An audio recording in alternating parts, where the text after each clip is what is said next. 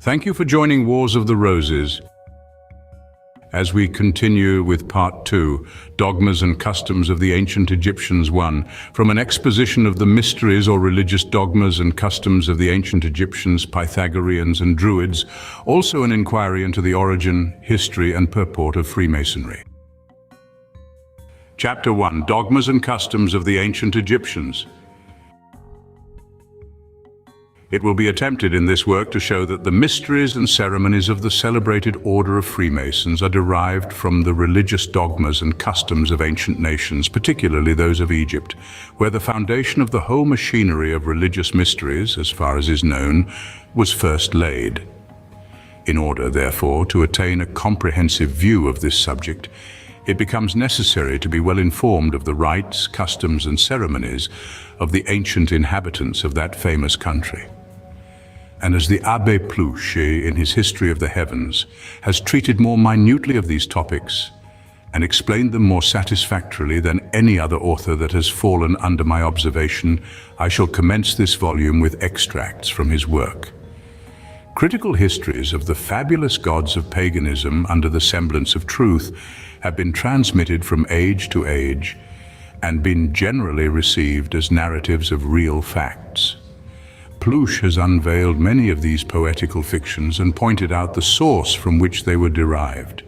My limits will not permit me to give the whole of his expositions, but on account of the great merit of the work, with which it is presumed but few American readers are acquainted, I have not confined the selections merely to such parts as have a particular bearing upon the subject in hand. As the author is little known in America, I will give an abstract of a sketch of his life and writings contained in La Biographie Universelle, Paris, 1830. Anthony Pluche, a celebrated writer, was born at Reims in 1688 and obtained the appointment of Professor of Languages in the University of that city. 2 years afterwards, he passed to the chair of rhetoric and was raised to holy orders.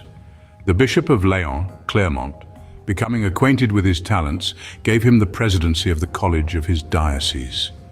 By his assiduity and science, the institution was much improved.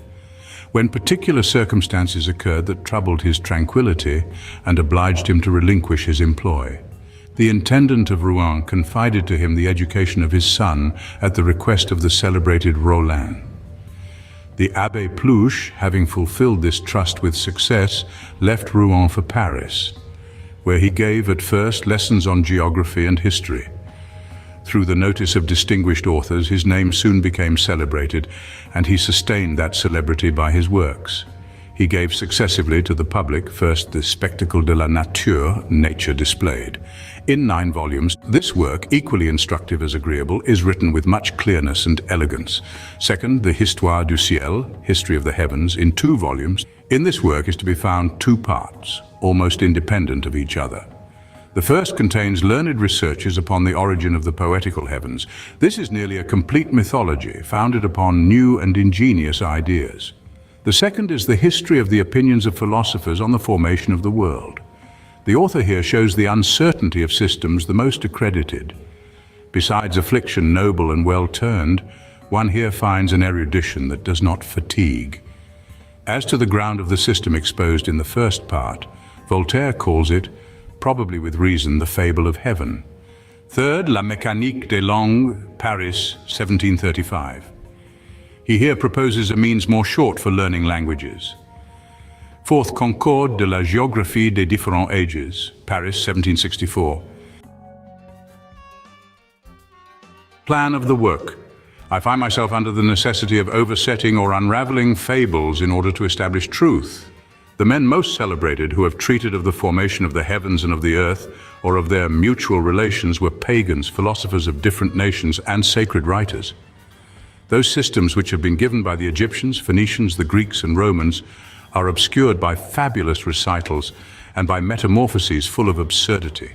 Although they were the most ingenious and polished of all people, they formed ideas so strange on the government of the heavens and on the powers which sustain the human species, that there is no need to combat them with argument.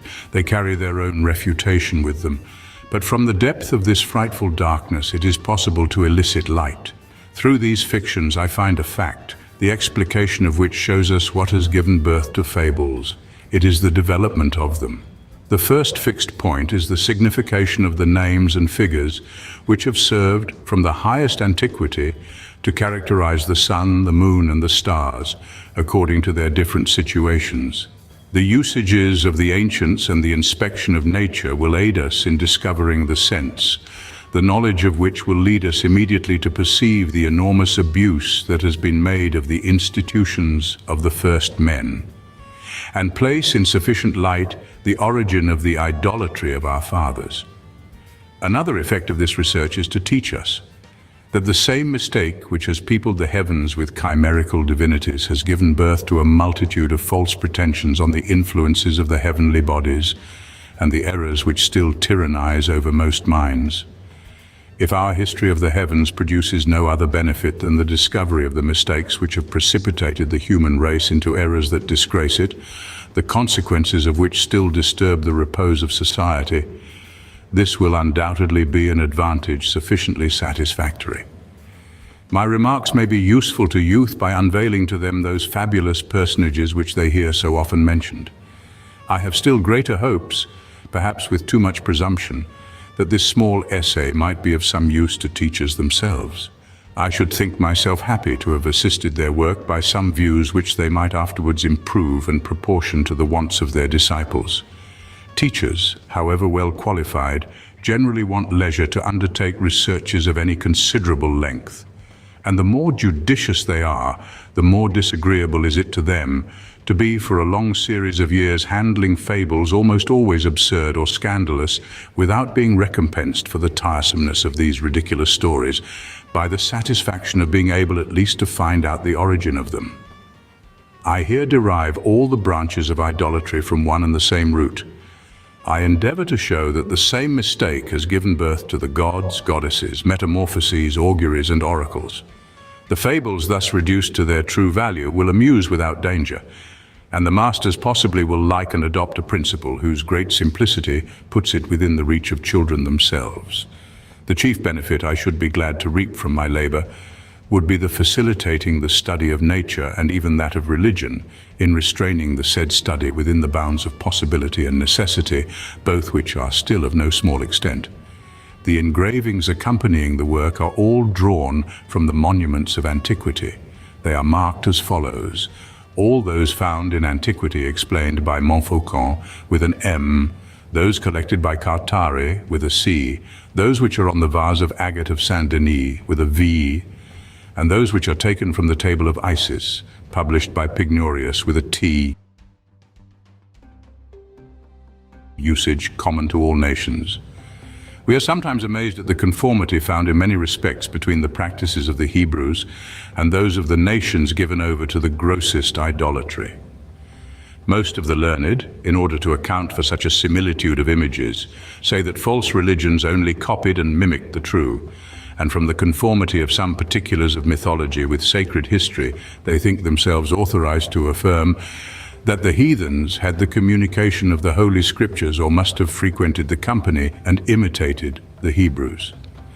Other learned men, and among the rest, Sir John Marsham in his Rule of Times, being sensible how much unknown to, and as it were separated from other nations, the Hebrews were, how much disliked by those that knew them, and of course how little fit they were to serve them as models, and finding, moreover, from a multitude of evident proofs, that the sacrifices, the ceremonial, and the very objects themselves of idolatry were prior to Moses and the Holy Scriptures, they have maintained that the laws and the ceremonies of the Hebrews were an imitation of the customs of Egypt and the neighboring nations, but adapted to the worship of one God. Great use is made of the Bible in the ceremonies of Masonry, which may be accounted for by the conformity in the customs of the Hebrews with those of more ancient nations from which the Masonic order is derived. Symbolical writing. The Egyptians, even the most ancient of them, were acquainted with the signs of the zodiac.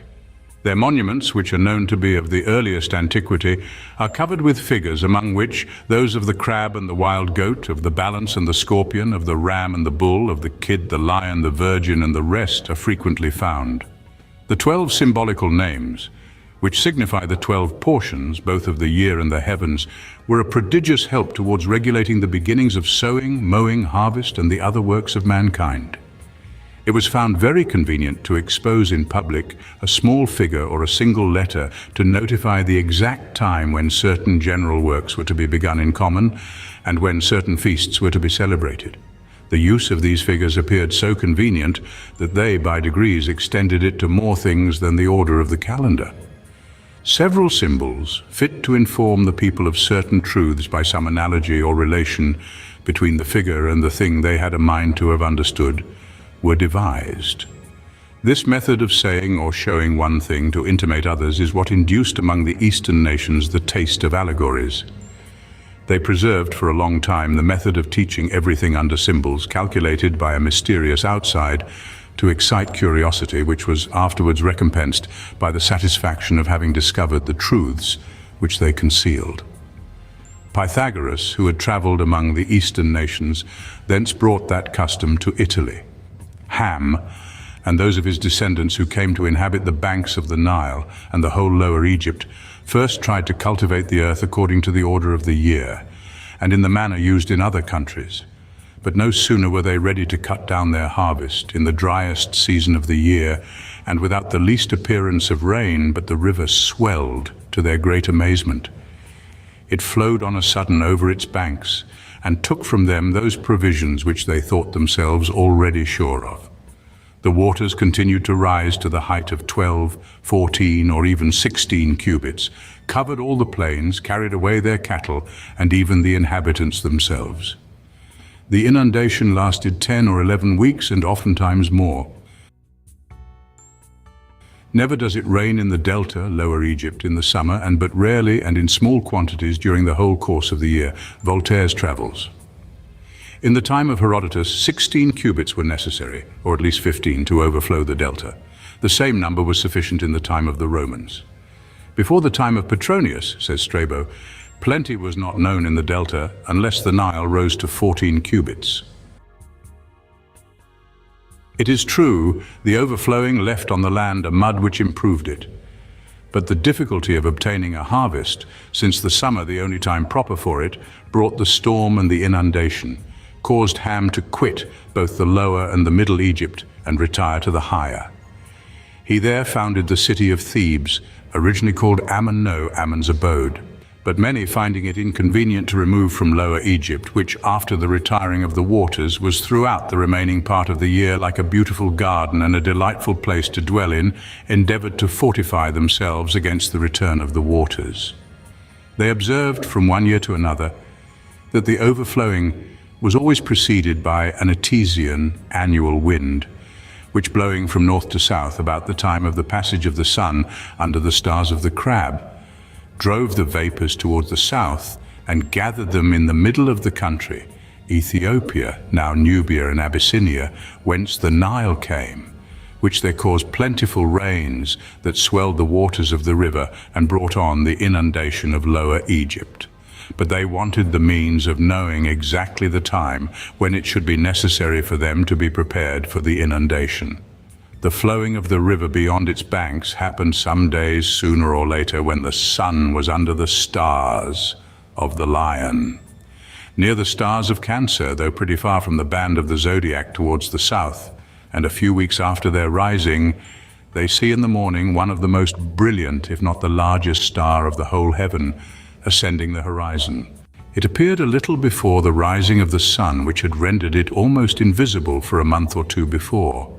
The Egyptians then pitched upon the rising of this magnificent star as the infallible sign of the sun's passing under the stars of Leo and of the beginning of the inundation. That star became the public mark on which everyone was to keep a watchful eye, not to miss the instant of retiring to the higher grounds.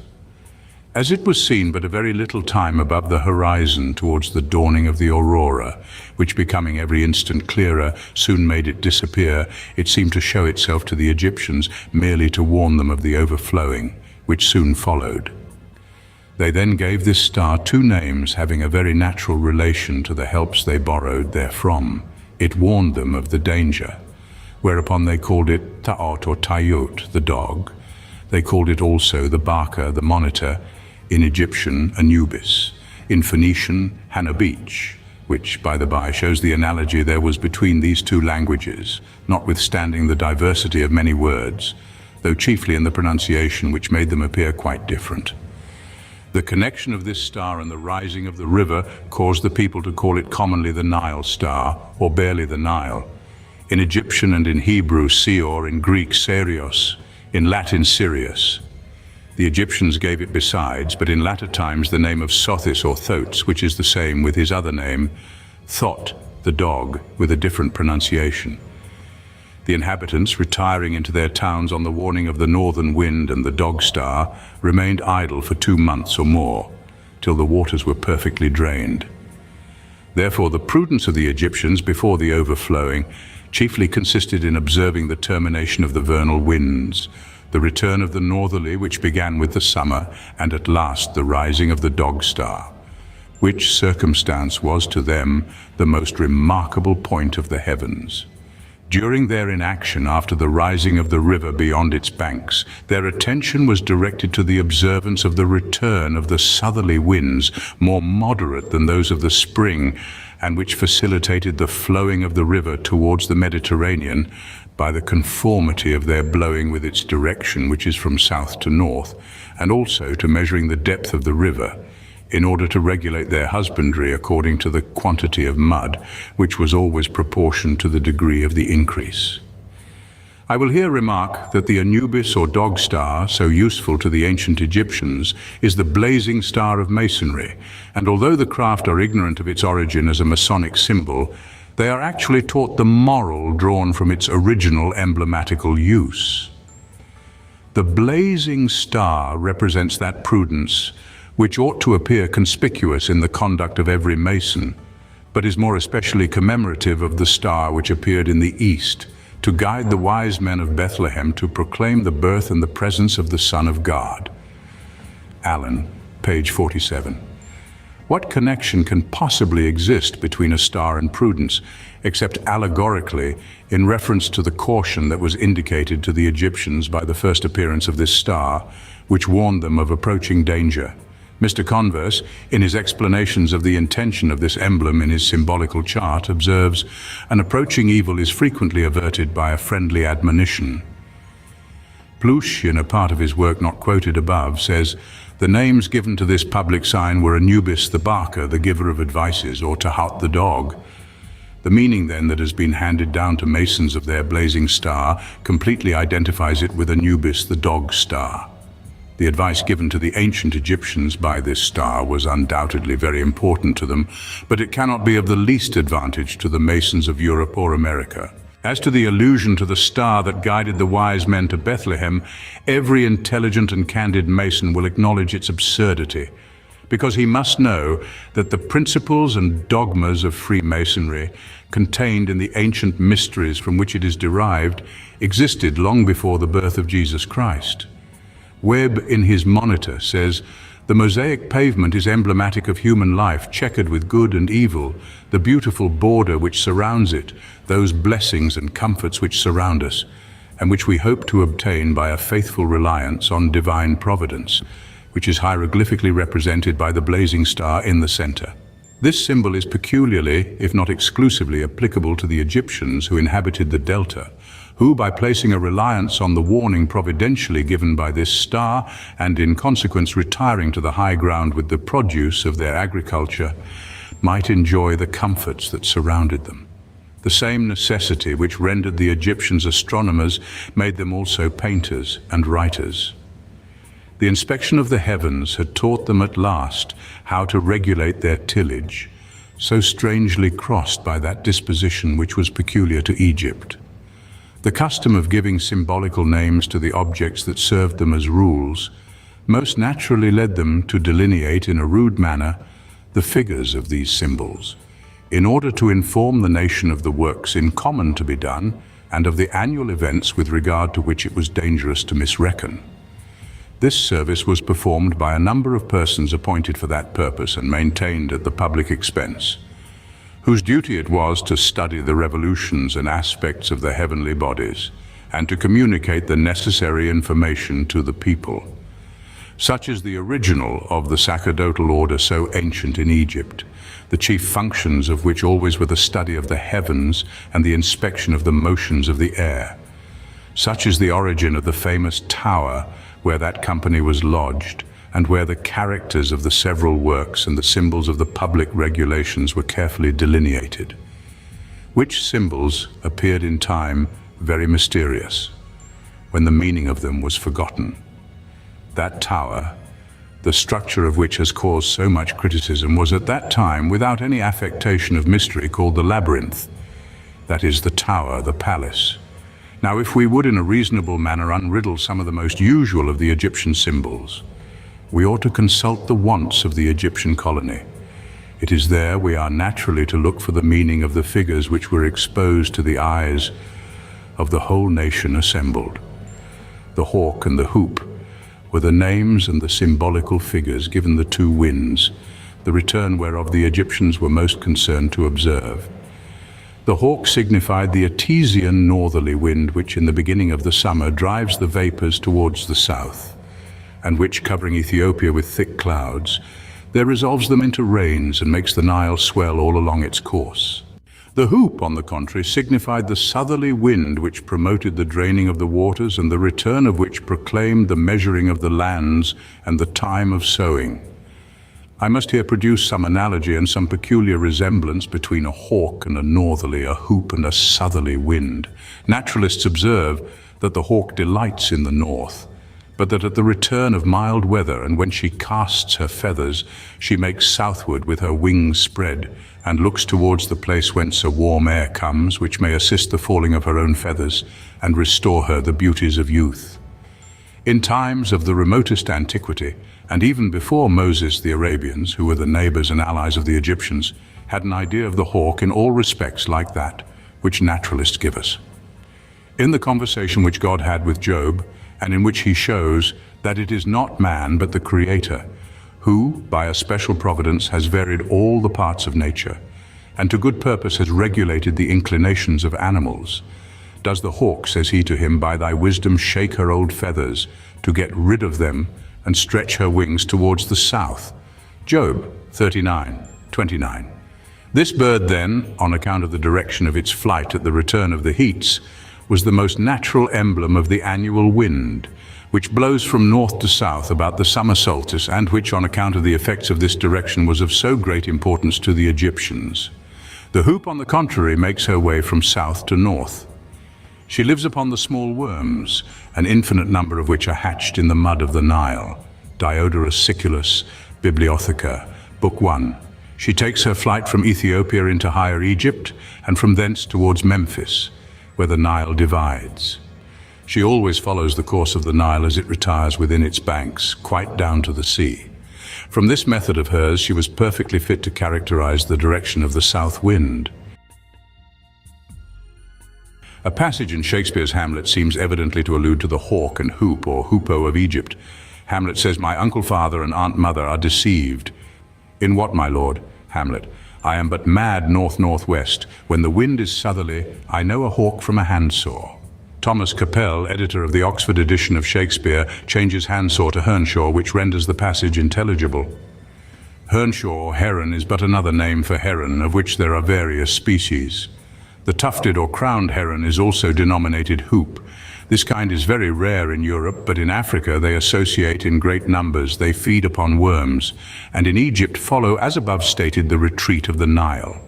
See Rees's Cyclopedia. Hamlet, though feigning madness, yet claims sufficient sanity to distinguish a hawk from a hernshaw when the wind is southerly, that is, in the time of the migration of the latter to the north, and when the former is not to be seen. If it be said that Shakespeare was not probably acquainted with the customs of these migratory birds of Egypt, I answer, that several of the works of Plutarch, who gives a particular account of that country, were translated into English by Thomas North in about the middle of the 16th century, and no doubt were known to Shakespeare, whose Hamlet was first published in 1596. The warning given by the dog star being their most important concern, the Egyptians from its rising anciently dated the beginning of their year and the whole series of their feasts. Wherefore, instead of representing it under the form of a star, which might not distinguish it from another, they delineated it under the figure relative to its function and name. They called it the star dog, the doorkeeper, the star which opens or shuts, closing one year as it were, and opening another. When they had a mind to express the renewal of the year, they represented it under the form of a doorkeeper, easy to be distinguished by the attribute of a key, or else they gave it two heads back to back, the one of an old man, which marked the expiring year, and the other of a young one, which denoted the new.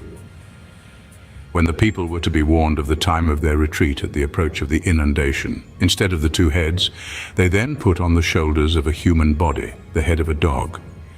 The attributes or subordinate symbols added thereto were the explication of the warning it gave. It was in order to give the Egyptians to understand they were to take with them a store of provisions and repair with all speed to the high ground or their raised terraces, and there to remain quiet by the waterside, that Anubis had on his arm a kettle or porridge pot, wings on his feet in his right hand, or under his arm a large feather, and behind him a tortoise or duck, both amphibious animals, which live on the earth and by the waterside. The Egyptians expressed the several increases of their swelling river by a column marked with 1, 2, or 3 lines in form of a cross, and surmounted with a circle, the symbol of God to characterize providence, which governs this important operation. More commonly, instead of a column, they made use of a pole terminated like a T or crossed with one or more transverse pieces. To abridge these remarks, they were often contented with one small cross, which put upon a vessel or elsewhere might signify the increase of the water. It is certain that the nilometer, or column marked as above stated, to signify the progress of the water, became in Egypt the ordinary sign of the deliverance from evil. They hung it on the neck of sick persons and put it in the hand of all beneficial deities. Mr. Gordon, Secretary of the Society for the Encouragement of Learning, has given us in the 7th plate of his collection the amulets and preservatives which he has observed in the Egyptian monuments, many of which are perfectly like the measure of the Nile. They painted the devastation made by the overflowing water under the figure of a dragon, of a crocodile, a hippopotamus, or a water monster, which they called Ob, that is, swelling and overflowing, and which they afterwards called Python, the enemy. Mount Cassius, to the foot of which the inundation of the Nile extended, a little above the ancient city of Pelusium, or the modern Damietta, derives its name from a word which signifies the bound or term of this inundation, and the sandy coast near it was called Cassiope for the same reason. And it was because the lake Serbon, or Serbonis, which is near it, was still full of the remains of the inundation when Egypt was quite dry, that it was said Python had gone to die in this lake. It was moreover so full of bitumen and of oily or combustible matters that it was imagined that Jupiter had there pierced him with a thunderbolt which filled all the great morass with sulfur.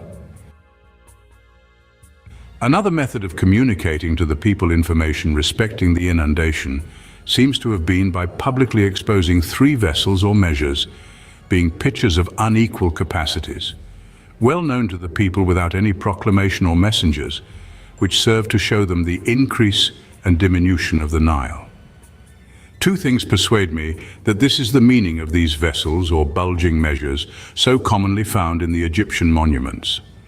One is the name given them, the other is the attributes annexed. The name Canob or Canopus given to these vessels is grounded on the use made of them. Canob signifies the fathom of the dragon, the measure of the overflowing, from cane, a perch, a fathom, a rod or cane to measure, and from Ob, the dragon. The canopy are very commonly terminated by 1 or 2 crosses.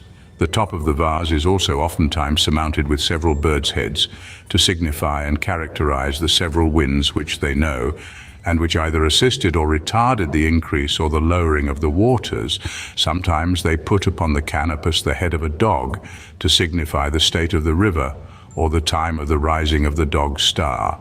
At another time they put thereon the head of a maid to mark out the state of the Nile under the sign of the Virgin, and at the approach of the draining or retiring of the water. It appears that the ancient Egyptians, after they had ascertained the great benefit of the inundation when they were properly prepared for it, changed the name of their evil genius, the water monster, from Obi to Python, which had reference to the deadly effects of the miasmata arising from the stagnant waters left upon the low lands after the retiring of the inundation. The descendants of Africa in the West Indies still retain the name of Obi or Obi, by whose aid they pretend to magical powers. Ovid makes the serpent Python spring from the steams of the mud which the deluge had left upon the earth, and in this he is plainly making an allusion to Typhon, whose name is the same by a simple transposition. In making Python spring from the slime of the deluge, does not the poet point out thereby the noxious steams which rise in Egypt after the waters of the Nile have subsided? In fine, when he says that Apollo slew him with his arrows, does he not conceal under this emblem the victory of Osiris over Typhon, or at least the triumph of the sun beams over the vapors of the Nile? Mayo's Mythology, Volume 2, page 47. Python, says Bailey, is derived from Pytho-Greek, to putrefy. The serpent Python's being slain by Apollo is thus interpreted. By Python is understood the ruins of waters, but Apollo, that is the sun, dispersing the vapors by his arrows, that is his beams, slew this serpent. Typhus, a species of continued fever, has the same origin. It may be occasioned, says Hooper in his medical dictionary, by the effluvia arising from either animal or vegetable substances in a decayed or putrid state, and hence it is that in low and marshy countries it is apt to be prevalent, when intense and sultry heat quickly succeeds any great inundation. The convenience of that language, which rendered itself intelligible to the eyes, and in some sense made animals and even stones themselves to speak, by degrees became more common. It was extended to everything. The symbolical writing soon served as the rule of morals, as well as the regulation of husbandry. It was made use of to perpetrate among the people the knowledge of the most important truths and to inculcate their principal duties. The custom of conveying moral instruction by symbolical figures has descended to the Masons. That is, a show of it is kept up by them, but without being seriously regarded. The practice is now a mere dead letter, showing, however, the force of habit in continuing a custom no longer needed. Too much light is now abroad in the world to require the square and compasses to direct men in their duties. The continuance of these old practices, notwithstanding, is of use in pointing out the origin of the institution that observes them. The character of the Egyptian writing designed to signify God was not a simple flame or blaze, as was the general usage of the East, but a circle, or rather a sun. They added to the circle or solar globe several marks or attributes which serve to characterize so many different perfections. For instance, in order to indicate that the Supreme Being is the author and preserver of life, they annexed to the circle sometimes 2 points of flame, but more commonly 1 or 2 serpents. This animal was always, among the Egyptians, as in other countries, the symbol of life and health. Not because the serpent makes itself look young again by every year casting its old skin, but because among most of the Eastern nations, as the Phenicians, Hebrews, Arabians, and others, with the language of whom that of Egypt had an affinity, the word have or heva equally signifies the life and a serpent. The name of him who is, the great name of God, Jove or Jehovah, thence draws its etymology. Have, or the name of the common mother of mankind, comes likewise from the same word. It is from this word that the Latins made their viva, the life, and the ave, which is a wish of good health. Saint Clement of Alexandria observes that the word heva, which is known to signify the life, likewise signifies a serpent. And it is barely on a double meaning of the word heavy or heva that the metamorphosis of Cadmus and Hermione into serpents is grounded. Ovid, Metamorphoses. They were of the country of the Hevians. Macrobius has informed us that the serpent was an emblem of health. Salutis Draco, speaking of Æsculapius. When Moses lifted up a brazen serpent in the wilderness, the afflicted Hebrews understood that it was a sign of preservation. In one of the modern degrees of Masonry entitled The Brazen Serpent, the jewel is a serpent entwined upon a cross pole in form of a T, about which are the Hebrew characters, which signify one who shall live. The covered word is John Calf, the founder of this degree. The sacred word is Moses. This degree has reference to the deliverance of the Israelites from captivity, Benard. To express the wonderful fecundity of providence, they added to the symbolical circle the figures of the most fruitful plants and most commonly 2 or 3 large leaves of the banana tree. Solar year, Osiris. The year relates to 3 principal objects: to the course of the sun, the order of the feasts of each season, and to the works in common to be done. Let us begin with the symbols of the sun. That luminary, as it was the grandest object in nature, had also its peculiar character or mark in the symbolical writing. It was called Osiris.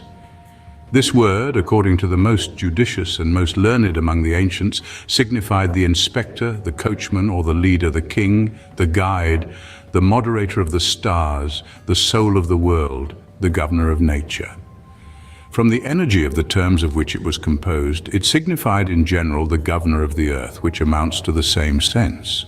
And it is because they gave that name and function to the sun that it was expressed in their writing sometimes by the figure of a man bearing a scepter, sometimes by that of a coachman carrying a whip, or plainly by an eye. Eye and sun are expressed by the same word in most of the ancient languages of Asia. Rums, page 159. This is one of the emblems of Masonry called the all-seeing eye, and said to represent the true God, whereas it is nothing more than a symbol of the sun, made use of by the ancient Egyptians, and from them descended to the Masons. They were often contented with setting down the marks of his dignity, such as a scepter surmounted with an eye, or a scepter with a serpent twined round it, the symbol of life which the sun maintains, or barely the whip and the scepter united, sometimes the royal cap of Osiris on a throne with or without a scepter. The Egyptians everywhere saw, and especially in the place of their religious assemblies, a circle or the figure of the sun.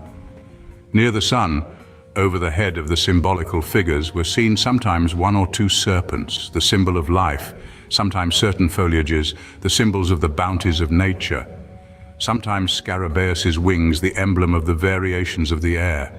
All these things being connected with the object of their adorations, they entertained a sort of veneration for the serpent, which they besides saw honorably placed in the small chest that was the memorial of the state of the first men and the other ceremonies whose meaning began to be lost. Having already contracted a habit of confounding the Most High with the sun, they by little and little mistook the symbol itself of the sun, the Osiris, the moderator of the year, for a man. Osiris, from the letter or symbolical personage he was before, becoming in the minds of the people a real person, a man who had formerly lived among them, they made his history to relate to the attributes which attended the figure.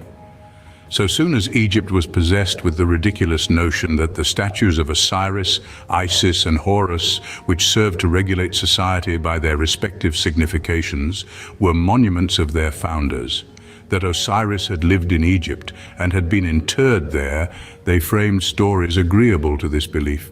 For want of a tomb containing in reality the body of Ammon or Osiris, they were contented with a cenotaph, an empty tomb. A vast concourse of people gathered near these pretended tombs, and with pomp celebrated an annual feast there.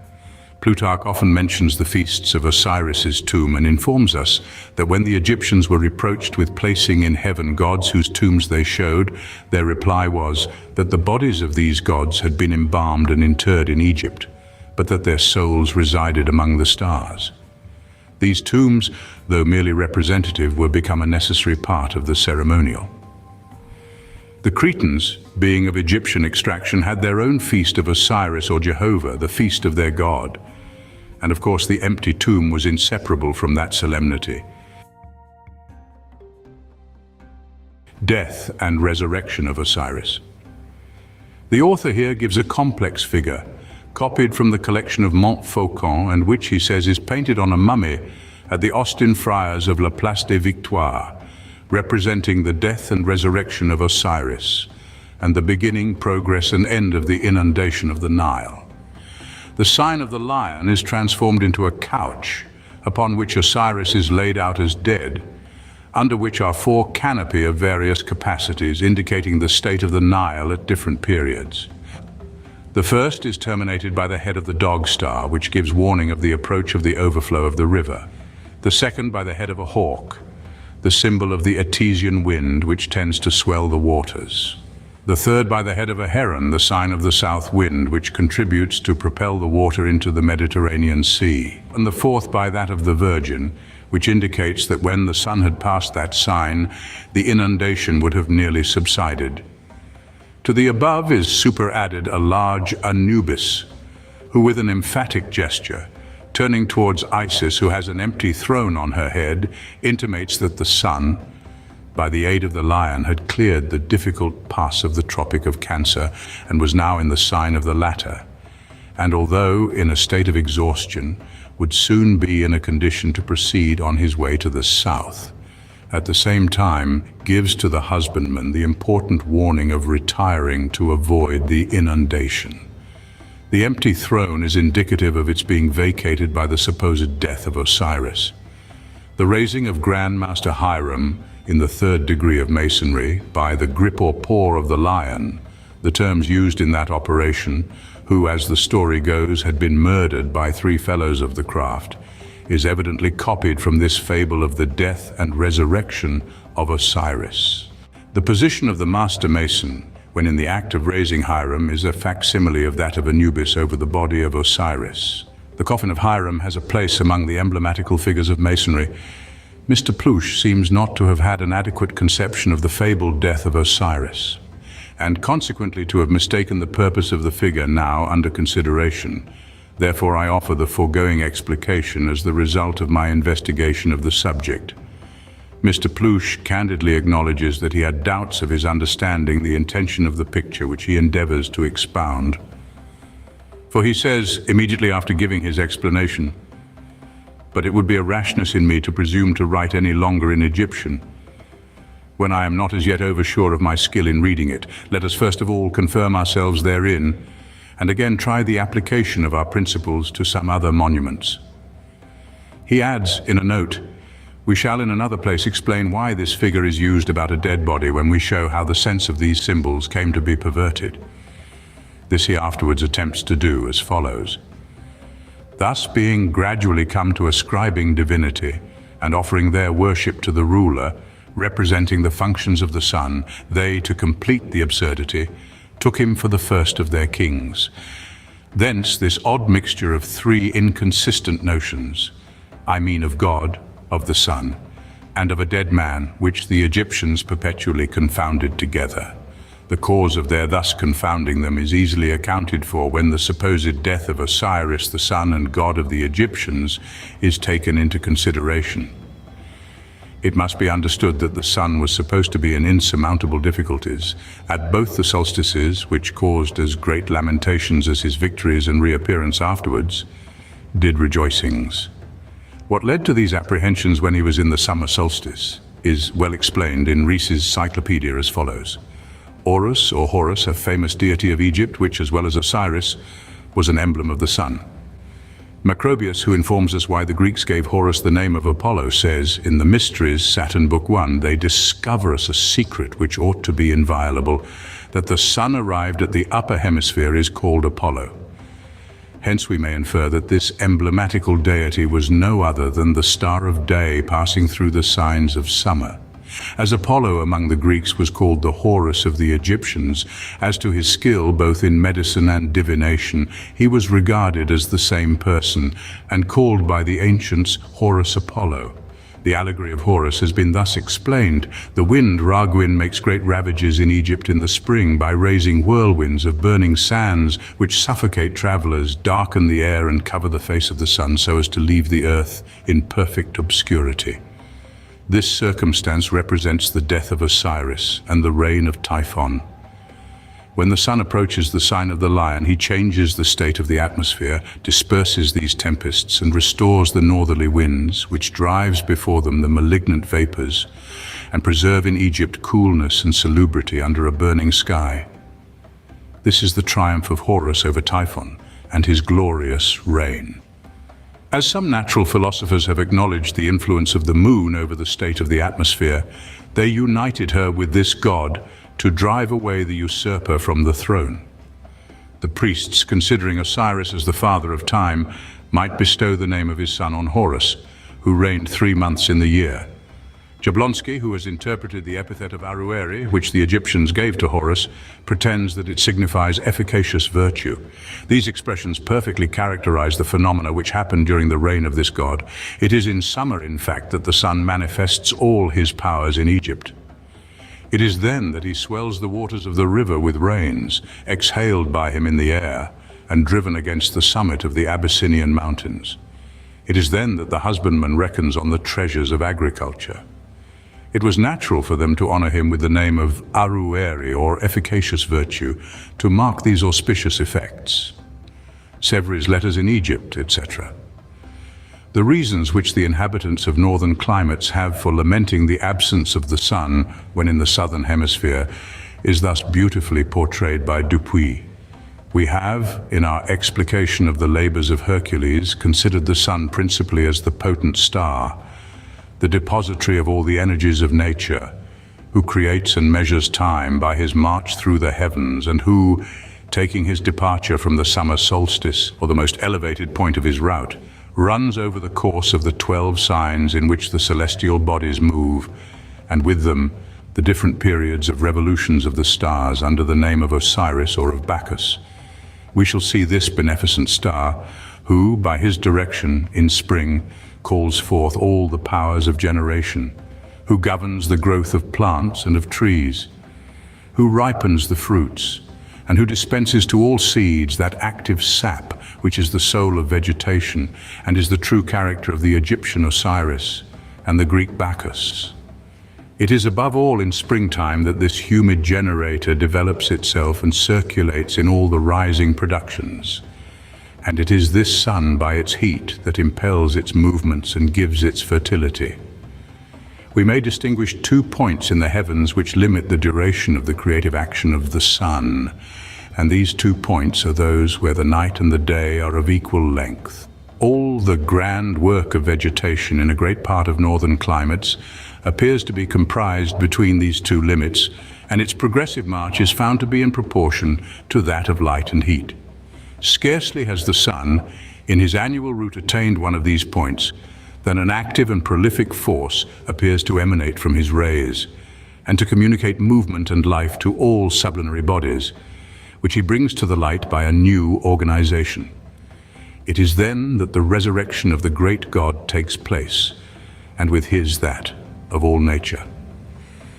Having arrived at the opposite point, that power seems to abandon him, and nature becomes sensible of his weakness. It is Attis, whose mutilation Cybele deplored. It is Adonis, wounded in the virile parts of which Venus regretted the loss. It is Osiris, precipitated into the tomb by Typhon, and whose organs of generation the disconsolate Isis never found.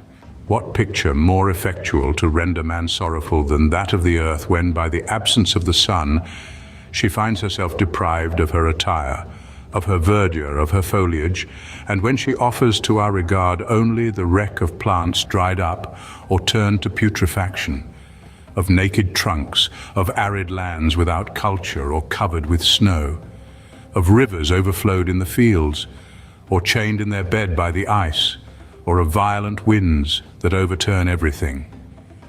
What has become of that happy temperature which the earth enjoyed in the spring and during the summer? That harmony of the elements which was in accord with that of the heavens, that richness, that beauty of our fields loaded with grain and fruits, or enameled with flowers whose odor perfumed the air, and whose variegated colors presented a spectacle so ravishing. All has disappeared, and the happiness of man has departed with the God who, by his presence, embellished our climes. His retreat has plunged the earth into mourning from which nothing but his return can free her. He was then the creator of all these benefits, since we are deprived of them by his departure.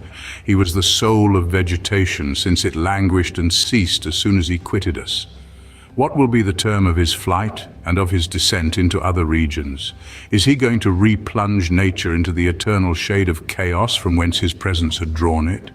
Such were the inquietudes of these ancient people who, seeing the sun retiring from their climate, feared that it might one day happen that he would abandon them altogether.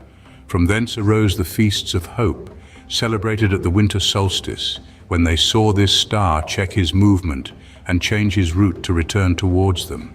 But if the hope of his approach was so sensibly felt, what joy would not be experienced when the sun, already remounted towards the middle of heaven, had chased before him the darkness which had encroached upon the light and usurped a part of its empire?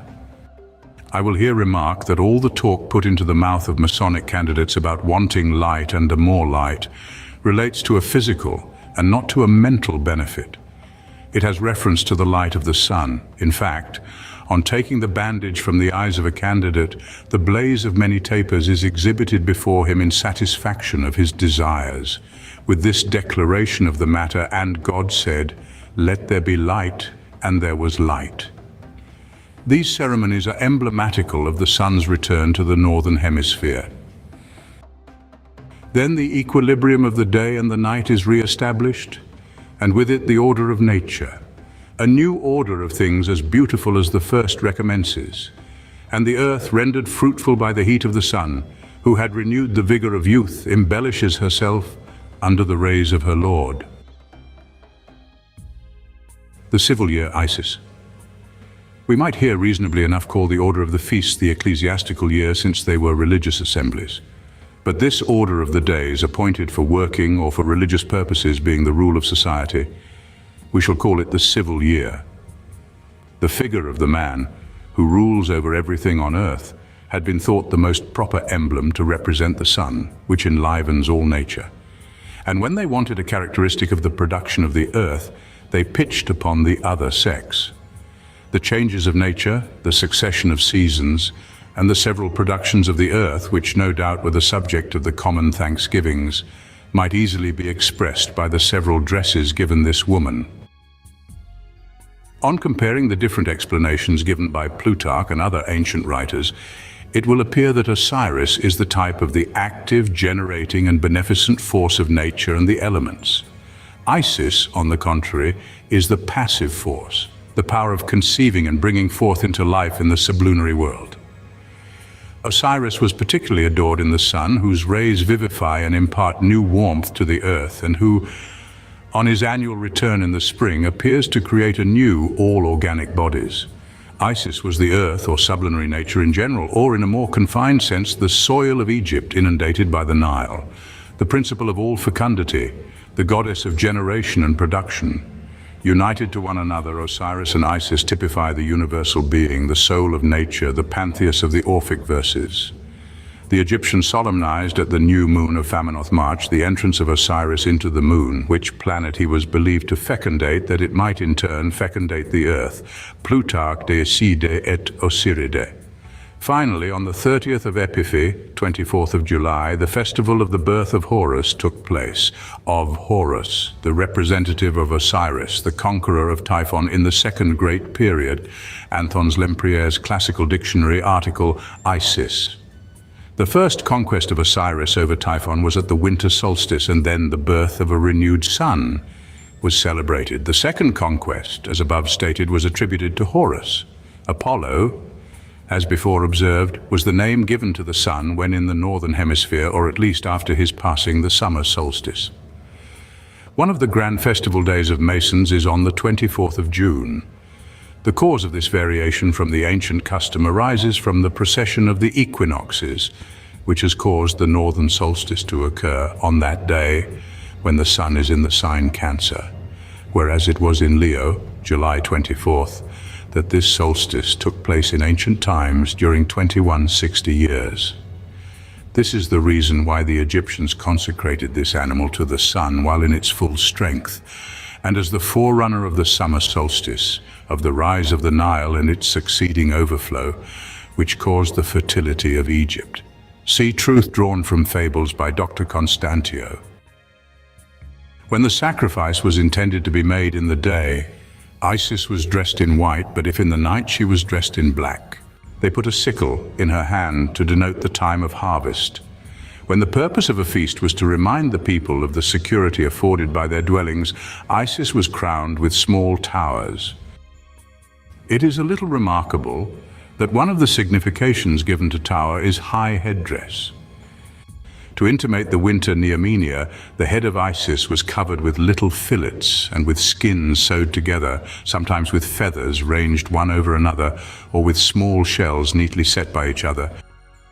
This is mosaic work, and was no doubt intended to represent in anticipation the variegated face of the earth in the approaching season, after the sun had changed his course to return to the northern hemisphere.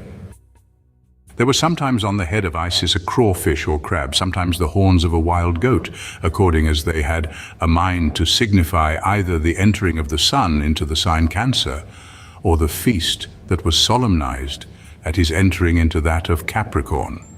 In Egypt, where the inhabitants can with certainty judge of the product of the year by the state of the river, they proclaimed a plentiful crop by surrounding Isis with a multitude of breasts. On the contrary, when the presage of fertility were not favorable, they exposed an Isis with a single breast, thereby to warn the people to make amends for the smallness of the harvest by the culture of vegetables, or by some other industry. All these changes had each its peculiar meaning, and Isis changed her dress as often as the earth. Next to the symbolical king, or the emblem of the sun, the Egyptians had no figure that appeared more frequently in their assemblies than Isis, the symbol of the earth, or rather, the sign of the feast that was successively characterized by the productions of the earth in each season. In looking for the origin of this woman, they ran into the same mistake which had caused them to take the governor of the earth, the symbol of the sun, for Ammon, their common father. Isis was looked upon as his wife. She partook of the titles of her husband, and being in their opinion raised to a real person and a considerable power, they invoke her with confidence. They gave her the honorable titles of the Lady, the Queen, the Governess, the Common Mother, the Queen of Heaven and Earth.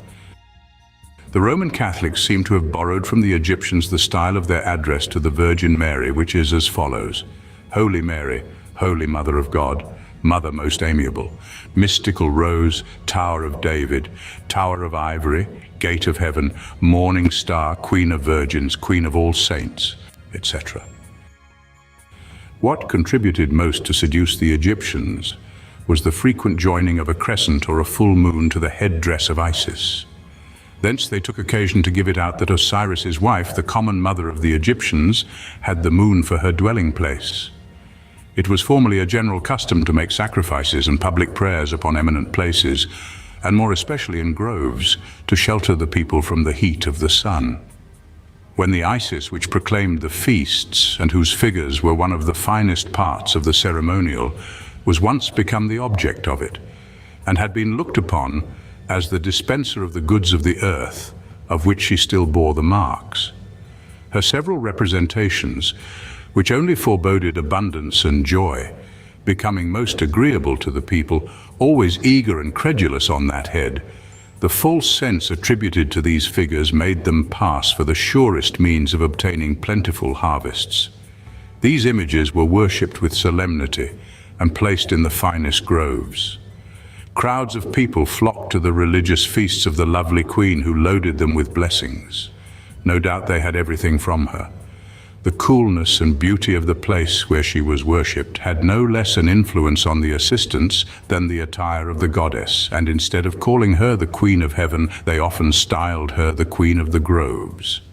She also became the Queen of Herds, Astaroth, the great fish or Queen of Fishes, Adirdagal, or by way of excellence, the Queen Amalta Apferudoth.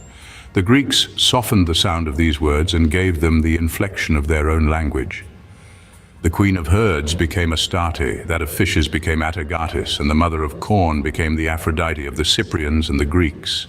The name Apferudoth, the Mother of Harvests, changed into that of Aphrodite, was no more than an empty sound void of all meaning. But it seeming to the Greeks to be derived from a word in their tongue, which signified the froth of the sea, they thereupon built the wonderful story of the goddess engendered of the froth of the sea, and suddenly, springing out of the bosom of the watery main, to the great amazement, both of the gods and men.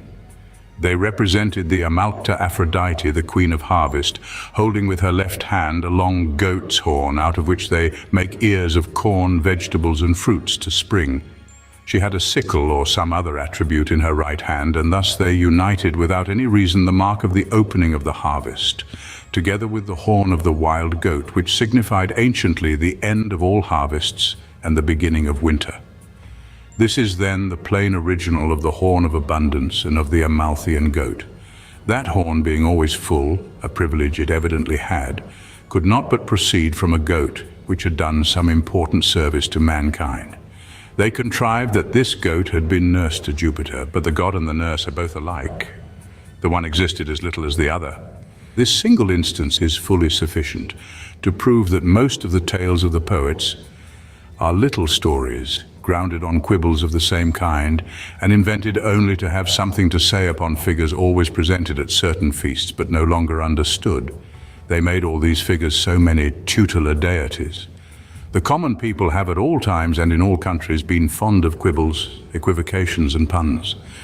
If the change of figure has often made several gods of one and the same symbol diversified, a simple variety of names, nay the difference of pronunciation, has more than once produced a like multiplicity. The Isis mistaken for the Queen of Heaven or for the moon was called Eche, Hecate, or Achate, the only, the excellent, inter ignes luna minores.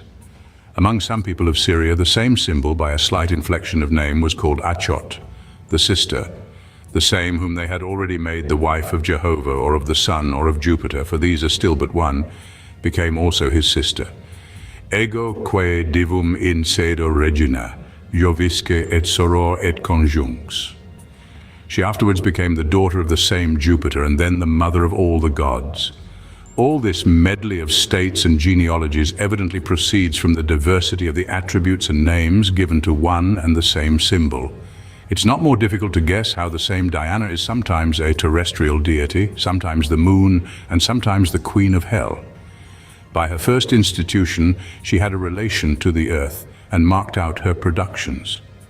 The false interpretation that was given to the crescent and the full moon which she bore over her head to proclaim the feasts caused her to be taken for the moon, and at last the time during which she remains invisible, that is, between the last phases and the return of the new, put it beyond all doubt that she was gone to take a turn in the abode of Hades, or the invisible, that is, to the empire of the dead. But what contributed most to the strange notions people framed to themselves of this triceps Hecate, which was at the same time the earth, the moon, and the wife of Pluto, is this. So soon as the first phasis of the new moon was perceived in the evening, ministers for that purpose went and proclaimed it in all the crossways and public places, and the feast of the Neomenia was celebrated either that very evening or the next day, according to the institution of places. When the sacrifice was to be made at night, they put an owl near the figure that proclaimed it. The Isis then was called Lilith, that is, the owl. And this visibly is the origin of that nocturnal Lilith of whom so many tales have been told. A cock was put in the room thereof when the sacrifice was to be made in the morning. Nothing could possibly be more simple or more convenient than this practice. But when the deified Isis had once been looked upon as a woman, or a queen dwelling in the moon, and there governing the heaven in conjunction with Osiris or Adonis, the proclamation of the return of the new moon, which was a thing extremely plain before, assumed a mysterious and stately air. Hecate was become invisible for many days. Her return was expected with ceremony. The goddess at last left the empire of the dead to come again into the heavens. Imagination had a vast field to explore here, and Hecate never failing to visit successively those two districts. It could not be doubted, but she ruled both in heaven and in the invisible abodes. On the other hand, they could not but be sensible of the palpable relation she had to the earth and its productions, whereof she always bore the several marks either on her head or in her hands. She then became the threefold Diana, triceps Hecate, which is at one and the same time the earth, moon, or the lady of heaven, and the queen of hell. To geminamque Hecaton, tria virginis ora Dianae. The ancient proclamation of the new phasis, which was made with a loud voice to proclaim the beginning of the Neomynia, insensibly degenerated into loud shrieks which they gave out of mere superstition and custom at the entrance of cross streets. They saluted the goddess of the dead at her coming out of the horrid mansion. The music and the notions agreed with and suited each other. But the ancient proclamation of the Neomynia was the origin of those devout and meritorious roarings. Nocturnis Hecate trivius ululate per urbes. All the heathen antiquity, after it had confounded the symbol of the new moons and of the feasts relating to the several seasons of the year with the star that regulates society by its phases, ascribed to the moon an universal power over all the productions of the earth, and generally over all the operations of men. They likewise fancied that she was perfectly well acquainted with future things, and that she never appeared without foreboding by certain marks what was to befall husbandmen, families, and whole kingdoms. People have not as yet fully shaken off the persuasion they anciently had of the influences and presages of the moon. A like respect was paid to the Neomynia, or new moon, by the Hebrews. Dr. Adam J. Clarke, in his History of the Ancient Israelites, gives the following statements in substance of this matter. As the moon regulates the month, so does the sun the year. The division which we make of the year into 12 months has no relation to the motion of the moon. But it was not so with the Hebrews. Their months are lunar, and their name sufficiently shows it. They call them Jachin, which comes from Jarak, which signifies the moon. The moment in which the conjunction between the sun and moon is made can only be known by astronomical calculation, because she does not then appear. And as the Hebrews were little skilled in this science, they began their months at the first phasis, or first appearance of the moon, which required no learning to discover. This was an affair in which the great Sanhedrim were concerned, and the different phases of the moon were painted upon the hall in which they assembled. It belonged to them to choose men of the strictest probity, whom they sent to the tops of the neighboring mountains, and who no sooner perceived the new moon, but they came with all speed, even on the Sabbath day itself, to acquaint the Sanhedrim with it. It was the business of that council to ascertain whether the moon had appeared and to declare it, which was done by pronouncing these words, "The feast of the new moon, the feast of the new moon," and all the people were informed of it by the sound of trumpets. To which ceremony David alludes when he says, "Blow up the trumpet in the new moon, in the time appointed, on our solemn feast day." Psalms 81, verse 3. The Masonic pillar, Jachin, which represents Isis, the figure of whom was exhibited at each Neomynia, is undoubtedly derived from Yachin, the name given by the Hebrews to their months. Bailey relates some curious customs which formerly prevailed in regard to the moon. The common people, he says, in some counties of England are accustomed at the prime of the moon to say, "It is a fine moon, God bless her," which some imagine to proceed from a blind zeal retained from the ancient Irish, who worshipped the moon, or from a custom in Scotland, particularly in the Highlands, where the women make a curtsy to the new moon. And some English women do still retain a touch of this gentilism, who, sitting upon a gate or stile the first night of a moon, say, "All hail to the moon, all hail to thee, I prithee, good moon, declare to me this night who my husband shall be." In New England, where most of the ancient usages of the mother country have been perpetuated, it is considered an ill omen to observe the first appearance of the moon over the left shoulder. But when seen over the right, particularly if the beholder has money in his pocket, it is deemed a prestige of good luck.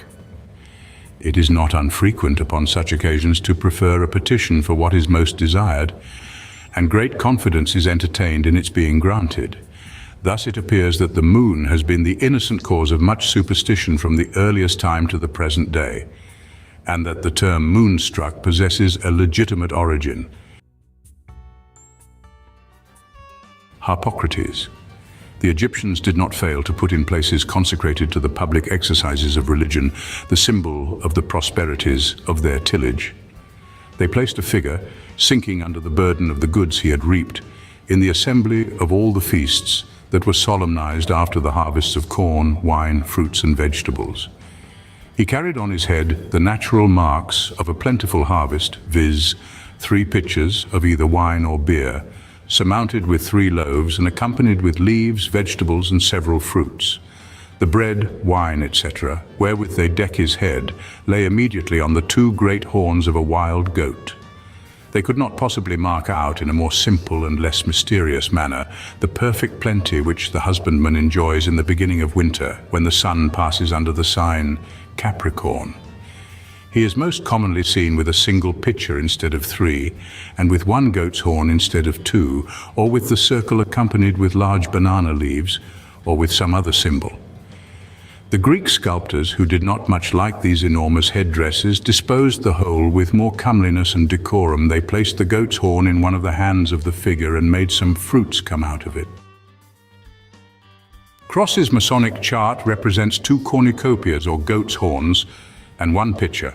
3, however, of the latter, as before observed, are used in the ceremonies. Symbolical ceremonies, memorials of past events.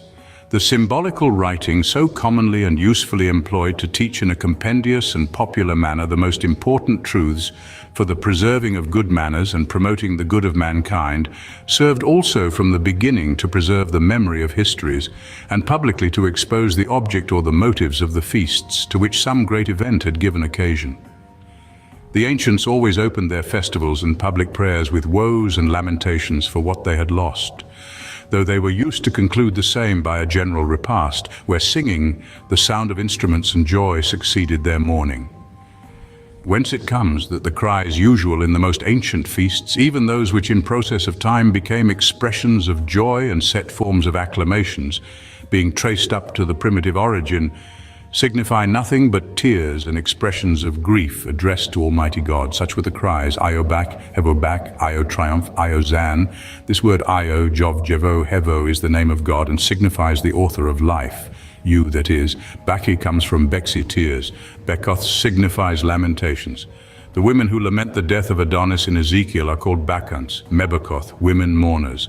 Triumph comes from T. Crowella, which the Western nations pronounce triumphs, there being no letter whose pronunciation was more difficult and more varied than the Oan.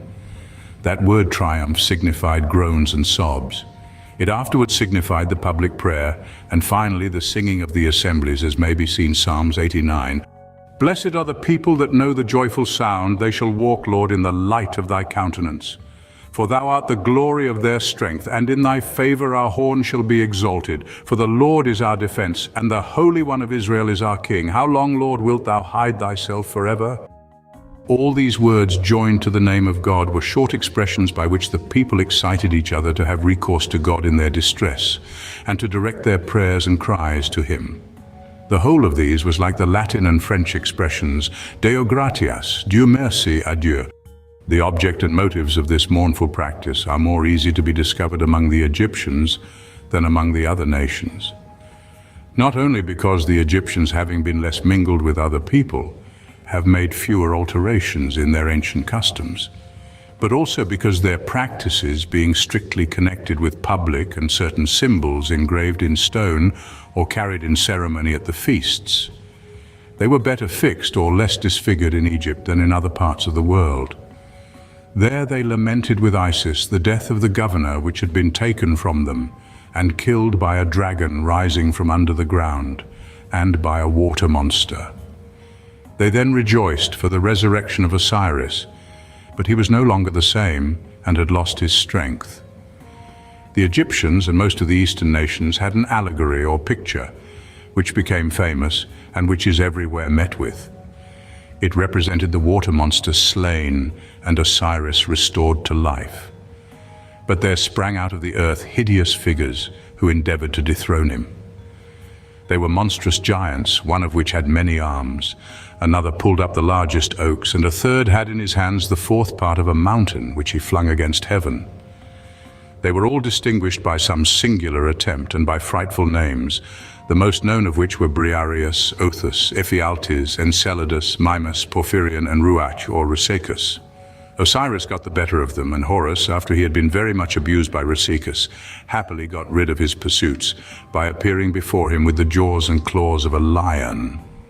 I might be thought here to offer a mere fable, but to show that this picture is historical and that all the personages which compose it are so many symbols or significant characters representing the hardships of the first men and in particular the unhappy state of husbandry in Egypt, it will be sufficient here to translate the peculiar names given to each of these giants.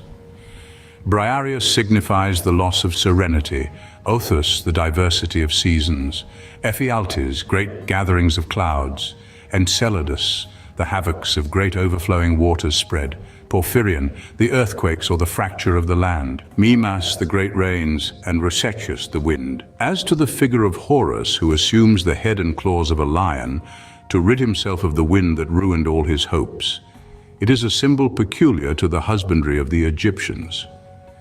Thus, the necessity of personifying the objects they wanted to paint very soon introduced the use of allegorical pictures and of fabulous recitals. They at that time could not write otherwise than by delineating the figures of the objects intended. But they thought themselves masters of ordering the whole in the manner they judged the fittest to make an agreeable impression and to be well understood. The difficulty of conveying the ideas of intellectual things into the mind by the eye first made them have recourse to symbolical figures. The use of these figures afterwards authorized the taste of fictions. But what was obscure in them was cleared by the simplicity and propriety of the names given each piece.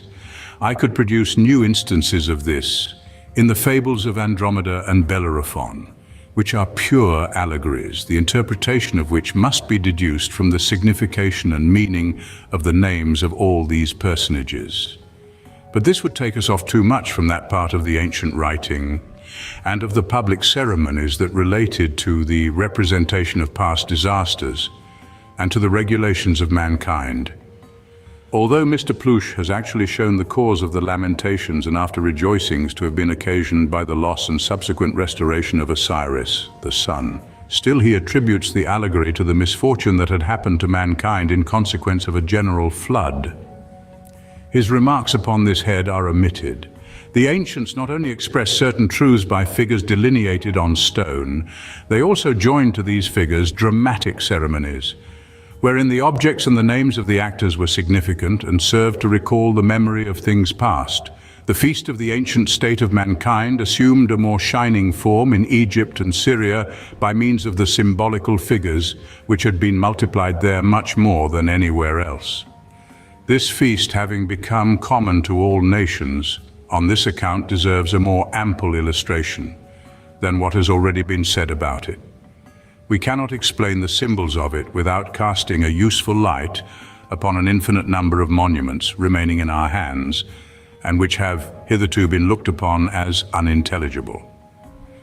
They carried at this feast a basket or small chest that contained the monuments of the progresses of husbandry. The chest was neither mysterious nor significant in itself. It only served to receive the memorative symbols of things past. One, they found therein the mark of the weakening of Osiris and of the loss of fecundity. Insista or rapula repositum erat Dionysi Osiridis, pudendum, St. Clement Alexander cohortat ad gentes, page 6.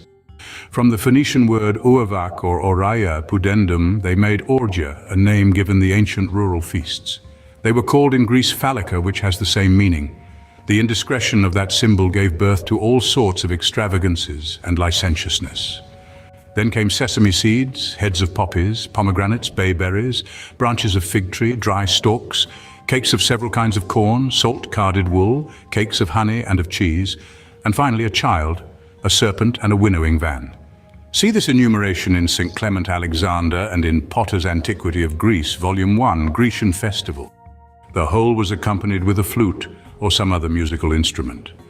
The drum or flute, which was inseparable from the celebration of the feasts, was the symbol of gratitude, which on certain days invited men to meet together to praise God in concert. The small chest, the van, in which they afterwards found so many mysteries, mystics vanu virga georgic, see l'antique explique, and the agen in the treasury of Saint Denis. And the whole representation here enumerated passed from the Egyptians to the Phoenicians, and by their means spread far and wide. Nothing is more commonly found in the monuments of the heathen feasts than a small chest, a van, a serpent, a human head, and a flute or a drum. When the feast representing the ancient state of mankind and the progresses of industry was celebrated, both the figure of the earth and that of work obtained several names in different countries, but we find the same purpose and the same relations in all these names.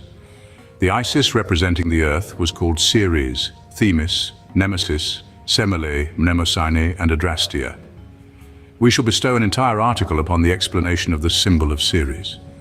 The Isis surnamed Nemesis simply signified the earth preserved from the waters. Semele signified the representation of the ancient condition of men, and Mnemosyne is no more than a bare translation of the same word into Greek. Torches were always carried next to Ceres, or the symbol of the morning earth, and this caused Isis, thus accompanied, to be called Themis, Themisto, and Adrastia, which three names signify all the excellency of fire. A multitude of ancient monuments testify to us the use of the little portable chest, of the van, the child, and the serpent. They added to these figures the sorry grains on which they in the beginning had been obliged to feed, and the marks of the crosses they had been necessitated to overcome. See the Antiquities of Greece collected by Dr. Potter, Volume 1, and Clement Alexander Cohort, Adjunct. Every royal arch chapter of Masons is supplied with a similar chest, to which great consequence is effectively attached. It contains, besides other testimonials of times past, something resembling, and which is declared to be, manna, the food upon which the Israelites are said to have subsisted during their wanderings in the wilderness. Among the emblems of Masonry are likewise the skeleton or skull of the human head, as well as the figure of a serpent. But the original intention of these symbols is probably now unknown to the fraternity. The Jews also had, at the east end of every school or synagogue, a chest called Aron or Ark, in which was locked up the Pentateuch in manuscript, written on vellum in square characters, which by express command was to be delivered to such only as were found to be wise among them. Colcott, Disquisition on Masonry, page 72. It is probable that this chest also contained memorials of the wretched state of the Israelites while in the wilderness. The letters above mentioned were probably the same as the royal arch ineffable characters, which consist of right angles in various attitudes with the addition of a dot. The persons who in the public ceremony carried the chest wherein all these memorials were contained likewise assumed to themselves significant names and made a part of the representation. They became actors, and everything concurred with the symbolical pieces to convey certain truths into the minds of the spectators. The representative child was called simply the child Liber, the beloved son, sometimes the child author of life and subsistence, Liber Pater, sometimes the child of the representation, Ben Semele, sometimes Horus, Erichthonius, Harpocrates, Bacchus, Apollo, Icarus. He bore many other names, whereof we shall give an explication in the particular enumeration of the feasts of the several nations. The author makes this child the symbol of work, and as the sun bore the name of Apollo, or Horus Apollo, when in the northern hemisphere, which is the time for carrying on the labors of husbandry in this region, there may be a propriety in the application. It is known from the testimony of Diodorus Siculus, and from the conformity of the Athenian laws with the Egyptians, that the first inhabitants of Attica were an Egyptian colony. We have even several proofs that it originally came from the city of Sais, so famous for its olive trees. Among the ceremonies which these foreigners brought from Egypt into Greece, they remark the little chest, which according to the custom of their original country, contained the symbolical figures of agriculture. 3 young Athenian women carried in their feasts a basket, wherein lay a child and a serpent. Infantemque vident exporrectumque draconem. The 3 maids that carried this child had names relating to husbandry, the symbols of which they bore in their hands. They were called Herse, Pandrosos, and Aglauros. The signification of these names unveils the whole obscurity of the enigma. It is enough for us thereby to understand that it is to the alternative of the rain, the dew, and the fair weather that husbandry is indebted for the life it affords us. Let the imagination of poets wander upon the rest, and according to their custom, look into a symbol to them become unintelligible, for the matter of an insipid metamorphosis. In order to render these representations more complete, they did not in Egypt forget any more than in other places the necessity the first men had been under of defending their houses and the fruits of the earth from wild beasts. They preserved the memory of this particular circumstance by a kind of hunting which they renewed every 3 years throughout the East. The same feast was not celebrated every year, because wild beasts did not multiply from one year to another so as to alarm the neighborhood. This hunting being only a representation and not much in earnest, it made the sanctity of feasts degenerate into tumultuous ramblings, which was succeeded by the greatest disorders. It is true they began by a sacrifice and the invocation of the true God, as may be easily proved from their warlike cries that signified, "The Lord is the mighty, the Lord is my strength. Ioseboeth, Deus mihi exercitus, the Lord is an host to me, the Lord is my guide. Jehov nisi, Dionisi, Dionisi, Deus vexilla mihi, Deus mihi dux esto." Exodus 17:15. And Moses built an altar and called the name of it Jehov Nisi. It is not time yet to convert the Dionysi, which was only a prayer, into a man's name, and of it to make the Dionysius of the Greeks. All words which we find again in the mouth of the Hebrews, because their tongue and religion were originally the same with that of the other nations. The latter have altered their notions, while the form of prayers still remained the same. Animals become symbolical.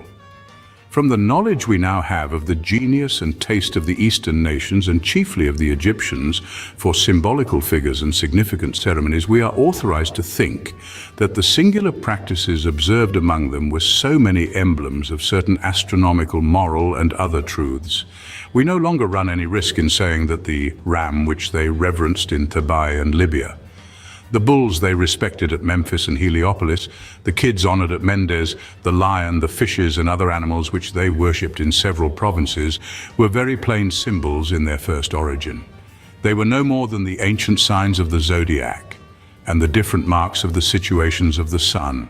They distinguished the neomenia of one month or of another by annexing the figure of the celestial animal into which the sun then entered to the Isis which proclaimed that feast.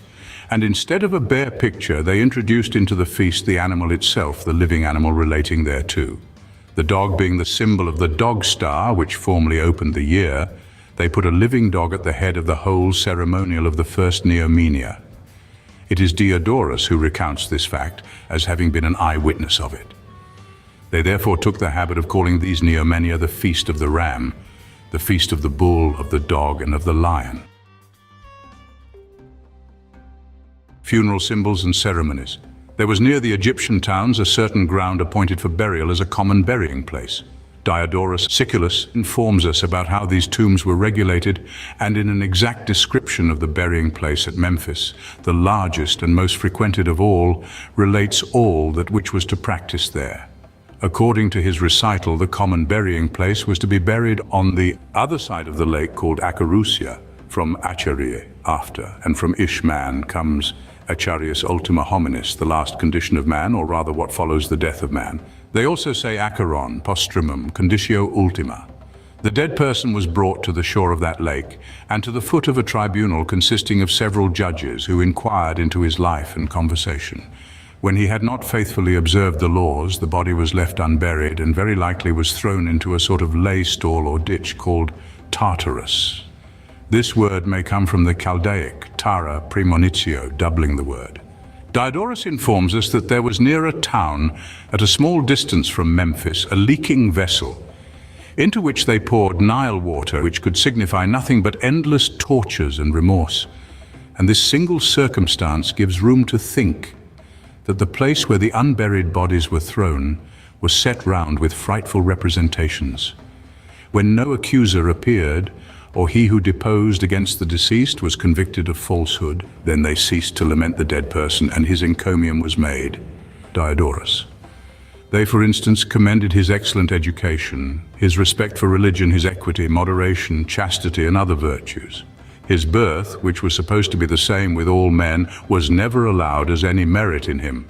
All the assistants applauded these praises and congratulated the deceased on account of his being ready to enjoy an eternal repose with the virtuous. There was on the shore of the lake a severe and incorruptible waterman. who by order of the judges, and never upon any other terms, received the deceased into his boat. The very kings of Egypt were treated with the same rigor and were not admitted into the bark, without the leave of the judges, who sometimes deprived even them of burial. The waterman carried the body on the other side of the lake into a plain embellished with meadows, brooks, groves, and all the rural ornaments. This place was called Elizu, or the Elysian Fields, that is, full satisfaction, an habitation of repose or of joy. There was at the entrance of that abode the figure of a dog with 3 pair of jaws, which they called Cerberus. The whole ceremony ended by thrice sprinkling sand over the opening of the vault wherein they had put the corpse, and by bidding him thrice adieu. The custom of throwing thrice sand upon the corpse is now become universal. Injecto te pulvere.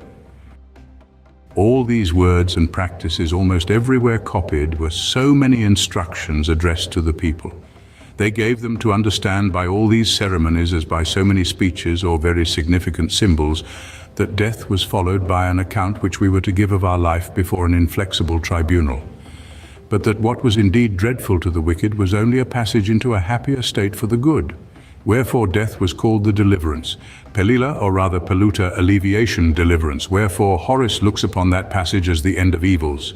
Levar functum pauperem laboribus. It is likewise called in French litrepas, that is the passage to another life. The boat of transportation was called tranquility, because it carried over none but the just, and on the contrary, the waterman who inflexibly refused those whom the judges had not acquitted was called wrath, Karen, Exodus 15:7, or the vengeance. As to the earth thrown upon the corpse and the tender adieus of the relations, they were no more than natural duty and a simple expression of their regrets. But they were not contented with paying them by the way this honor.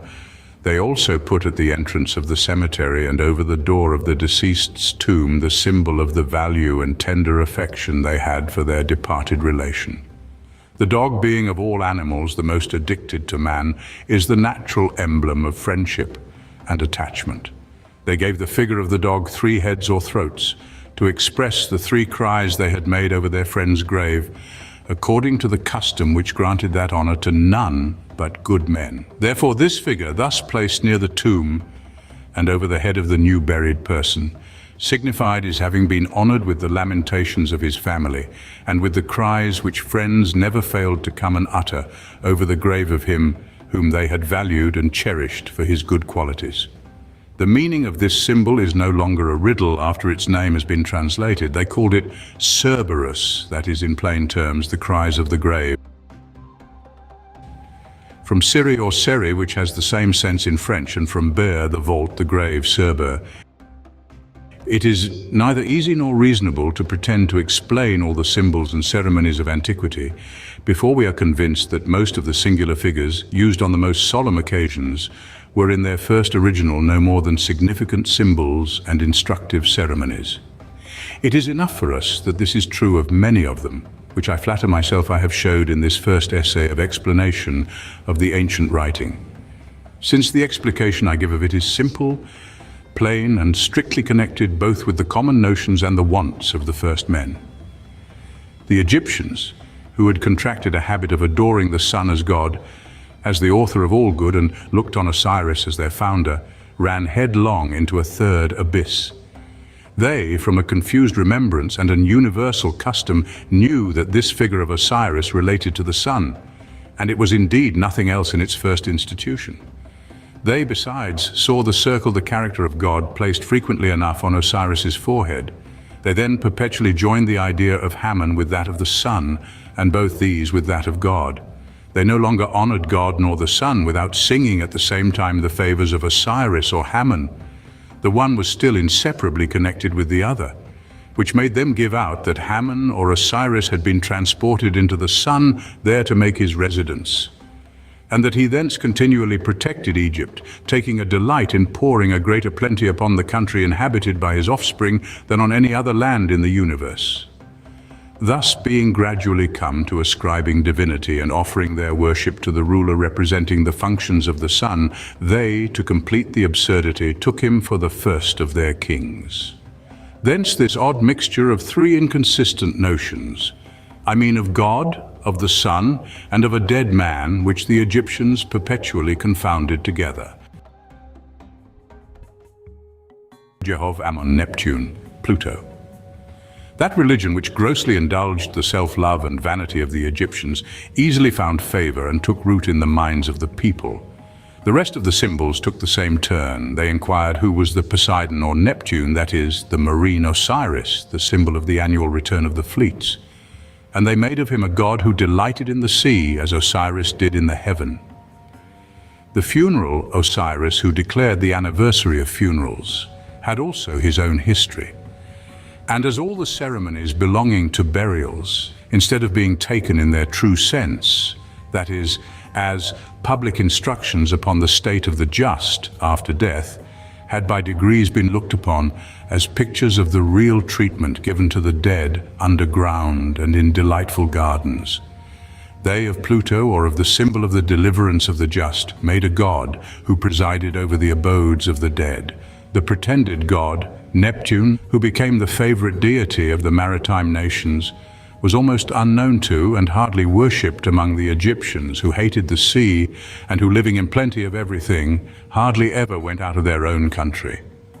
On the contrary, as they were very exact in the outward practice of their religious ceremonies, the funeral anniversaries, which were frequently repeated, rendered Pluto much more renowned among them. We often see round the head of the Egyptian Pluto a radiant crown, and round his body a serpent, sometimes accompanied with the signs of the zodiac, which evidently signifies the duration of one sun, that is, of 1 year. And it is plain here that the author of the Saturnals, who pretended that Pluto and many other gods were originally nothing but the sun, had great reason to think so, since Jupiter, Ammon, Neptune and Pluto are in reality no more than the symbol of one solar year diversified according to particular circumstances. They did not quite lose sight of the unity of their origin in making persons of them, for they made them 3 brothers, who, as they said, had divided the empire of the world between them. Ham or Hammon being commonly called God Jehov, Jehov Ammon, the city of Thebes, where he had dwelt longest, and which they anciently called Ammon's abode, Ammono, was afterwards called the city of God, Diospolis. This word Jehov, in its primitive use, signified the father of life, the supreme being. The Greeks translated it by that of Zeus or Dios, and the Romans by that of Deus, all names having the same sense, if they be not the same sound diversified according to the pronunciation of different people. They sometimes joined to it the name of Father, which was but an interpretation of it, and called him Diospita or Jovpita. The Ammon, which by a stupid kind of love was confounded with God, and with Osiris, or the star moderator of seasons, became the famous Jov Ammon, or the Jupiter Ammon, and had always the first honors paid to him, after the other symbols had in like manner been converted into so many celestial personages and powerful deities. The reason of this preeminence is founded on their having annexed the idea of that their founder of colony to the most brilliant of all their symbols, I mean their Osiris. The establishment of the laws, Menes. The rural works not being resumed in Egypt, till after the Nile had quitted the plain, they, for this reason, gave the public sign of husbandry the name of Moses or Museus, saved from the waters. And on the same account, the moons during which Horus Apollo, or husbandry, continued his exercises went also by the same name. About the end of autumn, the inhabitants, being freed from the works of the field, manufactured in their night work the line, thread and cloth, which were one of their chief riches. The sign, which was the publication of it, took thence the name of Linus, which signifies watching, the setting up in the night, lin to watch. The star that lights the night has on this account retained the same name, and so has the matter itself that was manufactured during those watchings. This sign has evidently given birth to the tales of Linus, Museus, Orpheus, Picus, Ganymede, and many other pretended heroes or legislators, of which it is needless to pretend to determine and fix the chronology and the above. The custom they had to publish the several regulations concerning polity by the several postures of the son of Osiris caused him to be commonly called Menes, that is, the rule of the people. The Egyptians from this new title took it into their heads that Menes had been their legislator, the author of their polity, the orderer of their year, the founder of their laws. For this reason, they put this imaginary founder at the head of all the lists of the kings of their several provinces. The name of Moses or Musaeus was very properly given to the public sign of the revival of husbandry. This word, which signified the drying up, made part of the calendar. It was the summary and the substance of a statute of polity. It was every year in the mouth of the people after the re-entering of the river within its banks. It was not then a man's name, but if Menes and Musaeus are but one and the same thing, if they are only the names of the same sign, what then becomes of the first king of Egypt, the foundation of their history? He from that moment loses all his reality. Two of the most learned men among the ancients, Eusebius in his evangelical preparation, and St. Clement in his exhortation to the Gentiles, by preserving and handing down to us the ancient set form, whereby they incited those that were initiated into the mysteries to imbibe religious sentiments and love work, have helped us to find out exactly what the famous Menes was. The instructions given therein for good conduct are addressed to work itself. It is called the sun of the star of the day, because husbandry can do nothing without the sun. Again, it is called Musaeus, because in Egypt, whence this set form came, husbandry did not resume its operations but till after the retiring of the waters. In short, it is surnamed Menes in the same set form that is rule of the people. Therefore, this pretended founder of the Egyptian monarchy has not more reality in him than his father Osiris, the ancient character of the sun, nor more than Musaeus, another character of the revival of the tilling of the lands and of the operation of sowing. Anubis, Thot, Æsculapius. The falsity of the ancient history of Egypt is completely demonstrated by the abuse they further made of the fourth key of their symbolical writing. It was the figure of a man with a dog's head, wearing oftentimes a pole with one or two serpents twisted about it. The meaning and intention of the public sign exposed in the assembly at the rising of the dog star was to advise the people to run away and give attention to the depth of the inundation in order to rule their ploughing accordingly and to secure their lives and subsistence.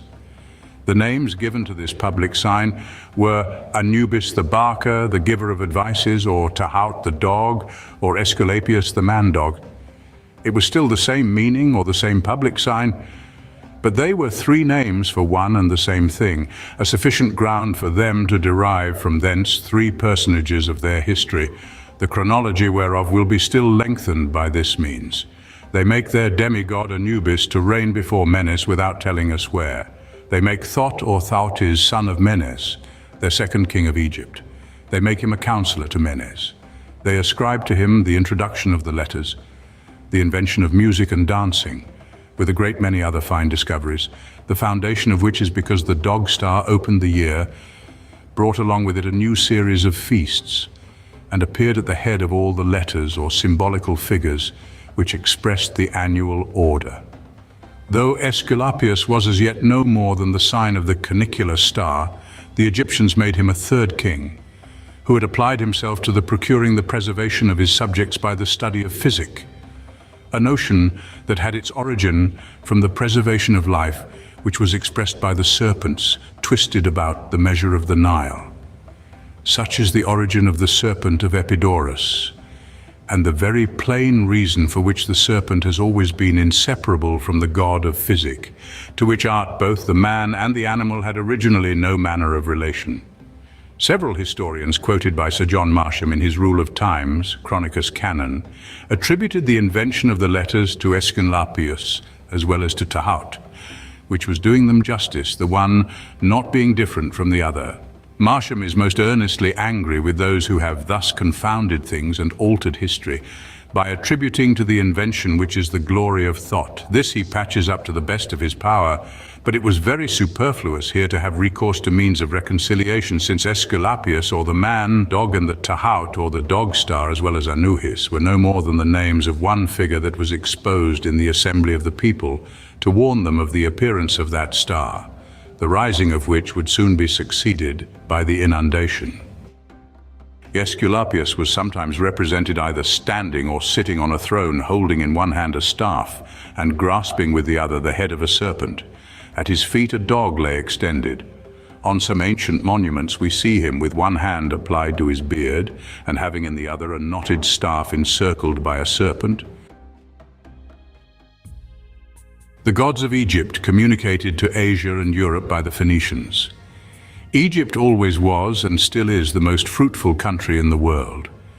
The harvest, which is almost certain there and by much exceeds the wants of the inhabitants, occasioned great quantities of corn to be amassed there, which in barren years were the resource of the Arabians, the Canaanites, the Syrians, and the Greeks, travelers whom need or curiosity had drawn thither, and the Phoenicians especially, who inhabited but a small maritime coast near Mount Libanus, and had no granary so certain as Egypt, were all equally struck with the polity that reigned in every part of that beautiful country, with the gentle temper of the inhabitants, the mysterious outside of the ceremonies and feasts which were with much pomp celebrated there, and finally with the plenty which they looked upon as miraculous in a country where it never rained. The notion they had of that river whose source remained concealed and whose overflowing seemed to them contrary to the common course of nature made them say that God himself poured these beneficial waters on Egypt. Egyptians represented this marvel by the figure of God, that is, by a sun out of whose mouth a river sprung. And the foreigners as well as the Egyptians everywhere gave it out, that so singular a prosperity was the reward of the piety of the inhabitants. For this reason it was that they gave God or the sun, among other titles, that of Pheo, Phoebus, or Phoibos, which signifies the mouth of Ob, that is the source of the overflowing, from the two words Pheptos, the mouth, and O, the swelling, the overflowing. It is the ancient name they gave to the Nile overflowing its banks. Nay, the Phoenicians, perhaps, and the Canaanites at first received from the Egyptians and used these symbolical characters among themselves. The introduction of the common writing must have caused them to lose the sense without suppressing the figures, so that these symbols being always a part of the ceremonies and publicly exposed at feasts, everybody annexed to them the notion or history he thought carried the greater likelihood with it. Thus Egypt was the cup wherein the poison of idolatry lay, and the Phoenicians are the people who, by traveling all over the world, have presented this fatal cup to the greater part of the Western nations. For the same reason it is that the names of the gods and the words made use of in the heathen feasts have so sensible an analogy with the Phoenician language. Travelers and merchants during their sojourn in Egypt were undoubtedly struck with the outward shew of the feasts and the abundance that seemed to be the result of them. They did not carry home this multitude of symbols and practices which they understood nothing of, but they seldom failed to look with veneration upon the 3 or 4 chief symbols which the Egyptians honored as beneficial powers, and as the authors of all the good they enjoyed. The governor, the woman, the child, and the messenger, or the giver of advices, always appearing in their feasts, though with some variety. Foreigners used themselves chiefly to these 3 or 4 objects, the most distinguished of the whole worship. And the Phoenicians, whom constant necessity always brought again to the port of Pharos, were the first who made use of the same ceremonial and celebrated the same feasts in their own country. The circle of the sun accompanied with serpents and foliages, or with large wings to represent the intelligence which is the mover of all things, the master of the air, the dispenser of seasons and harvests, though always placed at top of the noblest symbols, however less attracted the eyes than did the brilliant figure of the governor of the earth, or the several dresses given the mother and the beloved child. Nothing contributed more to humanize, as I may say, the idea of God, or rather to make men refer their worship and adorations to beings like ourselves. Moloch, Baal, Adonis, and Achad. The god, or rather the figure of the sun, which the Egyptians called Osiris, or the governor of the earth, assumed other names in other places. The Eastern nations who had adopted him and who looked on their temporal advantages as the effect of this devotion called him Moloch, or Melchom, that is the king. Some Baal, or Adonai, or Adonis, or Hero, all which names signify the Lord. Others called him Achad, which the old inhabitants of Latium have rendered by that of Sol Unicas, and others finally named him Baal Shemain or Bil Saman, the Lord of the heavens. But it was always the sun which these figures of a king and these names immediately signified. See the name of hero in that sense in the interpretation of the obelisk of Rameses in Ammianus Marcellinus, or in Marsham's Rule of Times. From that hero the Latins made their Herus and Hera, the lord, the lady. The Philistines called him the lord of men Mammas, from the word marai, which signifies the master, and from ars, which signifies man. And this comes to the sense of the foregoing names. Achad, Unicus, and by a softened pronunciation, Adad, one, the only. The ancient kings of Syria, who styled themselves his children, assumed the name of Benadad, son of God, see Macrobius Saturnali. Dionysus Bacchus. In the times when things were expressed by symbols, and the several parts of these symbols were varied to be the better understood, far from being designed to conceal any mystery, the figure of Horus changed its name and attributes according to the exigency of the circumstances in which it was employed. The first use it was applied to in certain feasts was the representation of past events. The second was the instruction and the regulations fit for the people. The representation of the ancient state of mankind consisted not only in the commemorative signs that were carried either upon a winnowing van or in the small chest before mentioned. They joined their two ceremonies or set forms of prayers regarding the same intention. They, in these feasts, invoked the name of God with great lamentations. They called him the Mighty, the Life, the Father of Life. They implored his assistance against wild beasts and made show of giving them chase, running hither and thither as if they were going to attack them. They even did it in good earnest, completely armed. It was the custom to say with a sigh, "Let us cry unto the Lord, Ioteromb or Distoromb. Let us cry before the Lord, or God see our tears, Iobacath. Thou art the life, the author of being. Thou art God and the mighty, Jehovah, Heaven, Hevoi, and Eloah." They chiefly said in the east, "God is the fire and the principle of life. Thou art the fire. Life proceeds from thee. Hu Esh, Ata Esh."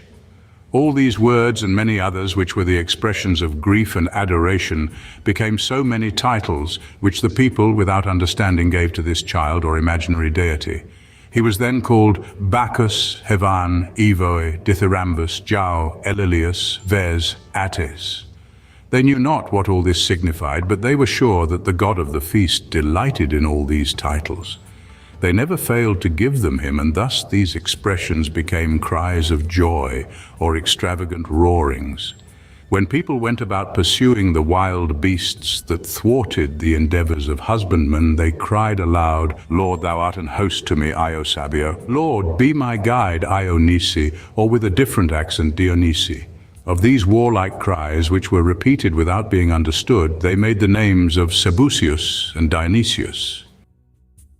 The supplications in Masonry are similar to the above. In the degree of royal arch, the following ejaculations are uttered. "Lord, I cry unto thee, make haste unto me, give ear unto my voice. Mine eyes are unto thee, God the Lord, in thee is my trust. Leave not my soul destitute. I cried unto thee, Lord, I said, thou art my refuge and my portion in the land of the living. Attend unto my cry, for I am brought very low. Deliver me from my persecutors, for they are stronger than I. Hear my prayer, Lord. Give ear to my supplications. In thy faithfulness answer me, and in thy righteousness.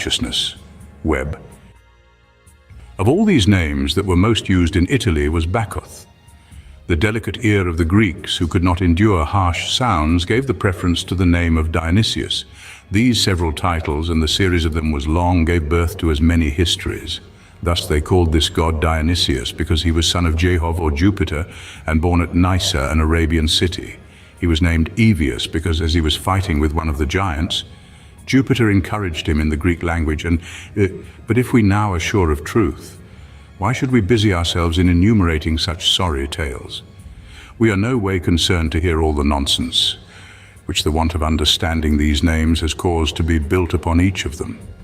These fables may be seen in the hymns attributed to Orpheus and Homer, in the poems of Hesiod and Ovid, in the hymns of Callimachus, in the mythologies of Noah Lecomte and others. Let us now pass on to the retinue of Bacchus. We shall there end a proof that Bacchus was no more than a mask or figure, and not any man that ever existed. When the arts were once invented, the remembrance of the roughness of the first ages, and the comparison of the hardships which mankind had at first experienced with the conveniences and inventions of latter times, rendered the rural feasts, or the feasts of the representation of the ancient state of men, more brisk and lively than all the rest. One of the most essential points of this feast was then to appear there covered with skins of goats, bucks, tigers, and of other tame and wild animals. They smeared their faces with blood to bear the marks of the danger they had run and the victory they had obtained. This is what the Latins expressed by Thyasus inducere to form choruses of people dressed like goats and rams. Instead of a child of metal mysteriously carried about in a chest, they by degrees contracted a custom of choosing a good fat jolly boy to play the part of the imaginary god. They in process of time gave him a chariot, and to render the whole more admirable, the pretended tigers were ordered to draw him, whilst the bucks and goats were jumping and capering round him. The assistants, disguised and masked in this manner, had names agreeable to what they were doing. They were called satyrs, a word which signifies men disguised, or fauni, that is, masks. These etymologies, which are very plain and strictly connected with what precedes, are still confirmed by the usage which the assistants at these rural feasts observed of consecrating to Bacchus and of suspending on the tree under which they made their last station the mask of bark or other matter wherewith they had covered themselves that they might have a share in the ceremony. The feasts of Bacchus have been abolished by the preaching of the gospel, but we see the ruins of them among us in our winter rejoicings. It is the same concern, and with no great difference the same idolatry. Fatur hidden, disguised, panim or phanim, facies, prosopa, persui, oscilla, masks. Those panim or hideous masks could not fail frightening your children. For this reason it is that fears occasioned by appearances of evil void of reality have been called terreurs paniques, panic terrors. Such is evidently the origin of the name given to the god of Mendes, viz. Pan, in whose horns and hair the philosophers thought they had found a very noble emblem of general nature. Those who are fond of these admirable conceptions may look out for them in the allegoric explications of Plutarch, Iamblichus, Psellus, the Emperor Julian, and Plato. I have read in an English paper that anciently it was not unusual for a wag on the 1st of January to burst into a neighbor's house disguised in an ox's hide, including that of the head with the horns attached. Those who followed or attended the chariot of Bacchus were called Bacchantes, that is, mourners, because the feast began with woes and complaints and with frequent invocations on the assistance of God. The women who carried the small chest or the sacred baskets, or at least a thyrsus, which was sometimes a javelin in memory of the first chases, sometimes a torch of resinous wood, were called Menades, Hyades and Pleiades. Thyrsus, a rod or lance twisted round with ivy, which was put into the hand of the soldiers of Bacchus or of those who celebrated his festivals. Ovid describes them as wound about with vine branches. The Jews do at this day carry a sort of thyrsi, or something like them, in the Feasts of Tabernacles, and especially in the Hosanna Rabbah. They are branches of willow, myrtle and palm tree, bound up together with citrons or oranges, which they wave or push in a religious manner towards the four quarters of the world. Bailey. They were named Menados, which signifies the women who carry the public signs, because the feasts or the regulations and all the sacred figures inseparable from them were in the ancient language called manx, that is, regulations. This the Greeks rendered thismoi. The extravagant attitudes of these mad women who strove to outvie each other by the lamentations and representing gestures authorized by custom were thence called mania. These women again were called the Hyades, that is, migrant or wandering, when they dispersed themselves in the mountains like so many huntresses. They were called Pleiades, or grape gatherers, because these feasts were celebrated after vintage and when new wine began to be drinkable. After the virgins followed a company of men carrying poles, at the end of which were fastened phalloi. The heads of these men were crowned with ivy and violets, and their faces covered with other herbs. They marched singing songs upon the occasion of the festival. After the vagaries and the whole train, at last appeared an old man upon an ass, who advanced with a sedate countenance, offering wine to the tired youth, and inviting everybody to take some rest. It was the custom, at the celebration of the Eleusinian mysteries, as we are told by the scholiast on the place, to have what was wanted in those rites carried upon asses, hence the proverb, assinus portat mysteria. If anybody should complain that this explication of the origin of the bacchanals does not establish a relation sufficiently sensible between wine and the feasts of Bacchus, who from all antiquity has been looked upon as the inventor and propagator of the vine, whereas we reduce it to the proclamation of a few instructions which the people stood in need of, I shall reply that the feasts of Bacchus and Syrens are everywhere styled among the Greeks and Romans the feasts of the regulations, because they confusedly remembered that the purport and intention of the figures of Isis and Horus was to regulate the conduct of the people, and I shall at the same time desire such to take notice of what Horus carries over his head at the solemnity of the Pamelia or at the beginning of the winter. Among other objects capable of pleasing, there appear 3 large pitchers of wine. This was the finest part of the ceremonial, and the feasts where this liquor was drunk in plenty could not but be the most brisk and most enlivened of all. I have considerably abridged the preceding article. That the Bacchus honored in the processions here described was not, as the author states, a man that ever lived is very evident, but that the figure representing him was merely a symbol of husbandry, as he endeavors to show, is not so clear. The festivals were religious thanksgivings in which grateful acknowledgments were rendered for the favors received from the hand of divine providence, and the image intended to represent the god who was supposed to bestow these blessings was ceremoniously carried in procession. The bacchanals were similar to the feasts noticed in the memorials of past events, with trifling variations arising from a difference of taste and misconceptions in the conveyance of customs from one country to another. The Roman Catholic processions of the host are of the same nature as the above, and no doubt the custom, like most of the practices of the Church of Rome, has been derived from the ancient pagan ceremonies. The Catholic processions, it seems, are conducted with more mystic, solemn pomp than those of the ancients.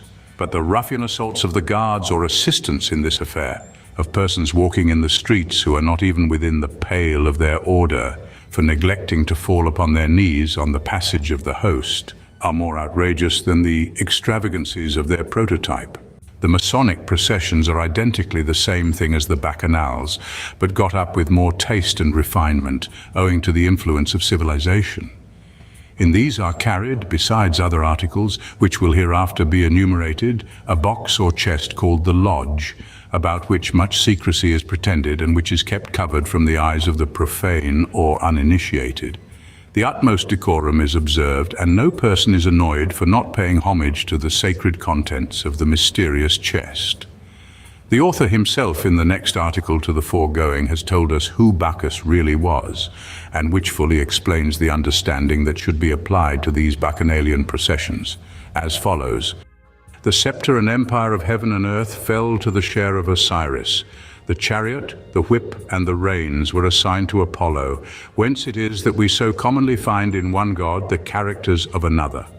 The Horus Apollo, who was only related to the solar year or the order of works, was the more easily mistaken for the sun which rules nature, that they put the whip and the attributes of the sun into the hands of the Horus in order to shorten and abbreviate the marks of the solar year and of the works suitable to each season. Thus Horus became the same with the Moloch of the Ammonites, the Adonis of Byblos, the Bel of the other Phoenician cities, and the radiant Belinus honored in Gaul. This driver of the chariot, which gives light to the world, is the son of Jupiter. But the son of Jehovah, the son par excellence, Liber, is no other than Horus, Bacchus, or Dionysius. Osiris, Horus, Apollo, Bacchus, and the sun are then confounded. This the author of the Saturnals has sufficiently demonstrated.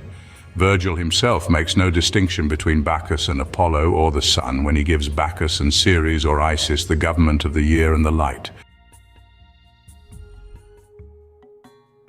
Atlas, the Hyades and Pleiades. Atlas, according to the fable, was an ingenious master of astronomy, a doctor who knew nature in general and gave information about it. Homer gives us Atlas as a very learned god who knew all the obliquities of the coasts and all the depths of the sea. Virgil ascribes to the informations of the great Atlas the knowledge men had acquired of the moon, the eclipses of the sun, and the whole order of nature. The name signifies a support, atla, support, prop, which gave occasion for the invention of the metamorphosis of the Dr. Atlas into a column or high mountain that props up the arch of the heavens. The Phoenicians in the voyages they repeated every third year to Tarshish, that is to Cadiz, and to Boeotia, now Andalusia, through the Red Sea, and in carrying on the commerce of all the coasts of Africa, often saw the highest mountain of Mauritania, whose top is generally covered with snow and seems joined with the heavens. The name of Atlas, or column, given to that mountain caused the fable of Atlas to be applied to it. They said he was king of Mauritania, a great astrologer and geographer, who at last was by the gods changed into a high mountain reaching from the earth to the heavens. The Hyades or Hyades, who took their name from the figure Phi, which they form in the forehead of the celestial bull, and the Pleiades, which are that small platoon of stars so remarkable near the foregoing, are the most known and the easiest to be distinguished of all the constellations of the zodiac. They particularly were of use to regulate the informations given to the disciples of the priests by means of an atlas, that is, of a Horus bearing a celestial sphere. Atlas humanized became the father of the Hyades and Pleiades, and Orion, which rises immediately after them, easily passed in the imagination of the fabulists for a libertine who incessantly pursues them. Among the other fables which the Phoenician travelers were sufficiently at leisure to devise in their courses or to recount when they came home, the two finest doubtless are those of the garden of the Hesperides and of Atlas freed by Hercules of the burden of the celestial globe. What can be the origin of the first? 3 nymphs placed round a tree that bears golden apples, of which they have the disposition and management, a dragon that watches to interdict the use of and access to this admirable fruit to any other, a wild goat that browses on the grass at the foot of the tree, or instead of the goat, a horn of abundance placed either at the foot of the tree or in the hand of one of the 3 nymphs. This is the picture of the Garden of the Hesperides. The picture is nothing more than the ancient symbol of the rich commerce of which the Phoenicians made the preparations in winter. It was the commerce of Hesperia, or of the western countries, particularly of Spain, whence they drew exquisite wines, rich metals, and that superfine wool which the Syrens dyed in purple. They brought back the finest corn from the coast of Africa, and when they went round the continent through the Red Sea, they exchanged all sorts of ironware, knives, and edge tools for ebony and other precious woods, for gold dust and provisions of all kinds. This branch of their commerce was the most esteemed of all. It was the chief object that did then take up the thoughts of the Phoenicians, nor did they fail to expose the public sign of it in the assemblies. One may easily guess at the meaning of that tree which afforded such precious things. The great dragon that surrounded the tree turned the mind of the beholders to the subsistence and benefits whereof it was the sign. The Capricorn, or barely one horn of this animal placed at the foot of the tree, was the character of the season. The 3 moons during which the companies were formed had their name of Hesperides or Hesperia, as well as all the west, from the word which signifies the good share, the best lot. Hesper, 2 Samuel 6:19. The public sign used upon this occasion was doubtless 3 golden balls, having reference to the 3 moons personified by 3 nymphs, in which the companies were formed, the figure and color corresponding with those of the full moon. An allusion may also be made to the gold dust and other precious articles, the best lot, which the Phoenicians received in exchange for their merchandise. The Lombards, the moneylenders of former times, are said to have adopted this sign for their offices, and pawnbrokers still use it to designate their profession. I am sensible that some writers conjecture the golden apples of the Hesperides to be nothing more than oranges, but it is hardly probable that an article of so little value in a mercantile point of view should have given rise to the fable. Hercules is a name of the sun, and his releasing Atlas of his burden alludes to his dissolving the snow with which Atlas, or the mountain of Mauritania, was loaded. Mercury, Hermes, Camillus. We have now a pretty large number of very famous men and women which we, methinks, have an acquired right to strike out of history. We must no longer inquire into their country, antiquity, or genealogy, since we have proved that they, all of them, are nothing more than the Osiris, the Isis, and the Horus of Egypt. That is, the three principal keys of the ancient writing, or the symbols of the solar, the civil, and the rural year. We know a fourth key, viz. The Thot or Taut, that is the dog. Thence again springs a multitude of kings and gods, of whom we shall in few words find out and explain the names, ranks, and employments. The Egyptians in after times, no doubt, made him one of their kings who had been transported into this fine star. They give him as the son of Menes and the grandson of Osiris, and ascribe the invention of the symbolical characters to him. They say that he was the counselor of Menes, whom he assisted in the regulation of their feasts. But this fine story had no other foundation than the report that went among the Egyptians of old, that Thot introduced the manes and renewed the proclamations. And indeed he opened the year, since that always began at the rising of the dog star, whence the first of their months had the name of Thot. It was out of mere superstition that the Egyptians forbore calculating exactly the sacred or civil year, when they began to know that besides the 365 days, there remained a quarter of a day to be added to complete the revolution of a year. 4 quarters of a day overlooked made a whole day in 4 years' time. And neglecting to intercalate that day at the 4 years' end, and to reckon 366 instead of 365, their civil year on this account began 1 day too soon, and by retrogradation differed a whole day from the calculation of the natural year. The beginning of the sacred year went successively, therefore, through every one of the days of the natural year in the space of 365 times 4 years, which make 1460 years.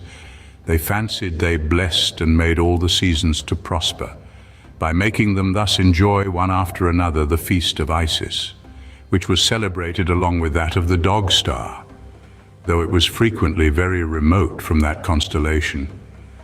And it was in consequence of the ancient custom of celebrating the feast of Isis, or the renewal of the year at the exact rising of the dog star, that they afterwards, in whatever season that feast might fall, to be sure, introduced not only the figure of a dog, but even real and live dogs, which always preceded the chariot of Isis, a circumstance which I beg my reader to take a particular notice of.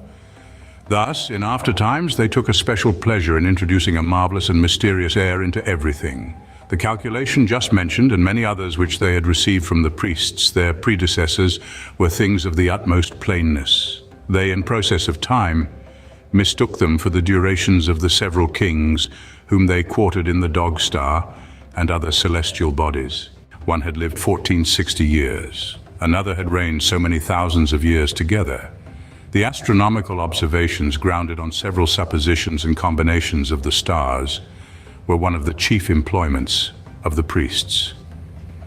These calculations, found in the registers of the most laborious among the learned, being always joined with names of men such as Anubis, Thot, Menes, Osiris, and others whom they lodged in the stars, passed for the term of the terrestrial life of these gods.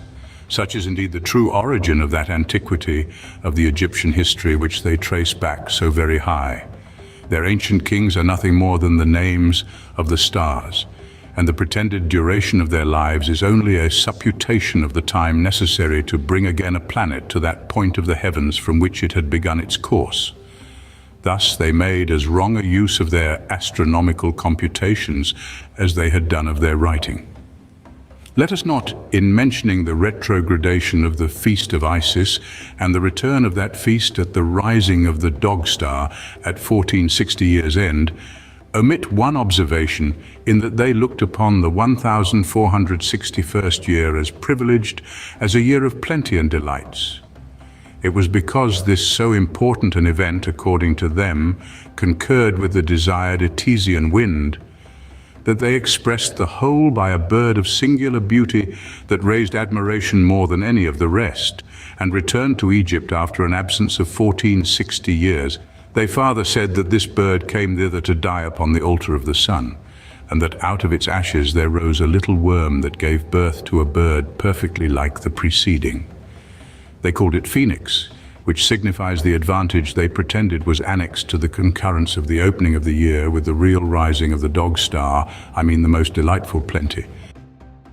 We then have here again another emblematic figure converted into a wonder which it would have been a crime to doubt of. Bailey observes that a phoenix hieroglyphically was pictured to signify a reformation, which corroborates our author's hypothesis, for there was a complete reformation of the calendar, according to the Egyptian calculation, at the end of the above-mentioned period. The dog star has already afforded us two deities, one residing in the fine star near Cancer under the name of Thot or of Anubis, and very well employed in swelling and sinking the river Nile, the other wholly intent upon physic and entirely taken up with the care of people's health under the name of Æsculapius. Next to Anubis and Æsculapius, let us now see the Camillus of the Heturians, the Janus of the Latins, the Hermes of the Greeks, and the Mercury of the Phenicians, all of them rising out of the same figure. The observation of the dog star was not only justly denoted by the figure of a serpent, the symbol of the life it had procured the Egyptians, but having besides procured them abundance, or rather a superabundance of corn, which enabled them to help foreigners and to enrich themselves by the selling of their commodities. The figure of Anubis was often accompanied by a full purse, the sight whereof filled the people with joy, and this procured it the new title of Mercury, which signifies the dealer or the intriguing, the cunning, or only commerce. A new proof that Mercury was no more than a symbol of the dog star, or of the warning of the retreat, and not a man that ever taught or invented anything, is that they put into his hand the mark of the swelling of the Nile, and at his feet the wings, intimating the necessity of escaping the inundation by a speedy flight. The mark of the rising of the water was a pole crossed, a very plain symbol indeed, and the serpent twisted round it had in the hand of this figure no other meaning than elsewhere. It always signified the life, the subsistence. When double, it denoted subsistence in very great plenty, and such as was sufficient both for the Egyptians and foreigners. This pole was terminated with two little wings, the symbol of the wind that regulated the increase of the waters. All which significations were forgotten, and the monitor becoming a god as well as the other figures, they changed his name of Anubis, the barker. His gesture and the stick he had in his hand helped on this metamorphosis. It was taken for the mark of a leader, an ambassador, hence the title of guide, of inspector of the roads, of messenger of good news, and so many the like that were given Mercury, and of which we find a collection in Giraldi's History of the Gods. Hence came the roads under his protection, and of placing his statue at the entrance of the highways. But what can be the origin of the name of caduceus, given to Mercury's rod?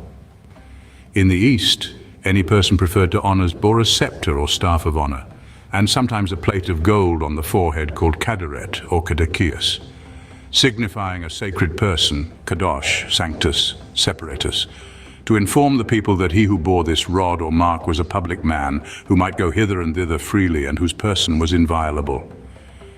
The proof of this is frequently met with in Scripture. When the tribes murmured at seeing the priesthood settled in the family of Aaron, the chiefs of the tribes received orders to bring their scepters into the tabernacle. The scepter of Levi borne by Aaron was found in bloom the next day, and the Scripture observes that the other chiefs took back their scepters or staves of command. A similar plate decorated the chief priest of the Israelites. The high priest wore a plate of gold upon his forehead, on which were engraven these two words, Kodesh Lehovah, that is holy to the Lord. It was tied with a purple or blue ribbon to his tiara, which was made of linen like those of the other priests, and was only distinguished from them by this plate and ribbon. There was in every synagogue a sort of minister who read the prayers, directed the reading of the law, and preached. He was called Shazan, that is, inspector or bishop. See Dr. A. Clarke's History of Israel, pages 286 to 287. There is a degree in Masonry called a chapter of the Grand Inspector of Lodges, or Grand Elected Knights of Kadosh, who seem to have borrowed their title and functions as inspectors from those of the Egyptian Mercury. The badge borne by Mercury appears to be alluded to by the manner of answering the question, "Are you Kadosh?" upon which the person questioned places his hand upon his forehead and says, "Yes, I am." The sacred words are Nechem Adonai, which probably have the same signification as the words engraved on the plate worn by the Jewish high priest, Adonai or Adonis, meaning Lord. This degree will hereafter be particularly noticed. The mitre worn by the high priest of Masonry in the royal arch degree is surrounded with the words, "Holiness to the Lord." Such is the origin of the name given to Mercury's wand. Thus they made the guide of travelers, the interpreter, interpres, nuncius sacer, and deputy of the gods of a figure whose office they confusedly knew was to warn people of being gone. Being wholly ignorant of the relation between this long measure and the Nile, it was everywhere converted into an ambassador's staff, that there might be some connection between the envoy and the wand he carried. Instead of the measure of the Nile, they very often put into his hand a key and gave him two faces, one of a young man, the other of a man in years, encompassing the whole with a serpent having his tail in his mouth. The serpent, symbol of life or of time, here signifies the year that makes a perpetual circle, and the revolution of the stars coming again to the point of the heavens from which they began their course the year before. Our doorkeeper, who here shuts up the concluding year and opens the new, is no other than the dog star, whose rising or disengaging from the rays of the sun pointed out the new solar year. I say solar or natural because it happened, for reasons before stated, that the beginning of the sacred year went through every one of the seasons. But they still observed the custom of making the god Anubis, who was the doorkeeper of the feasts, to precede the pomp of Isis, which was the first feast of the year, whence it appears that the whole was rather astronomical than historical. This undoubtedly is the Janus of the Latins, who had the same attributes with the name of doorkeeper. His ordinary companion, good King Picus, with his hawk's head, has so much the air of an Egyptian that we cannot doubt but that Egypt, not Latium, was the country of both. Anubis, considered as a symbol, was in reality the rule of the feasts, and the introducer of all the symbolical figures that were successively shown to the people during the whole year.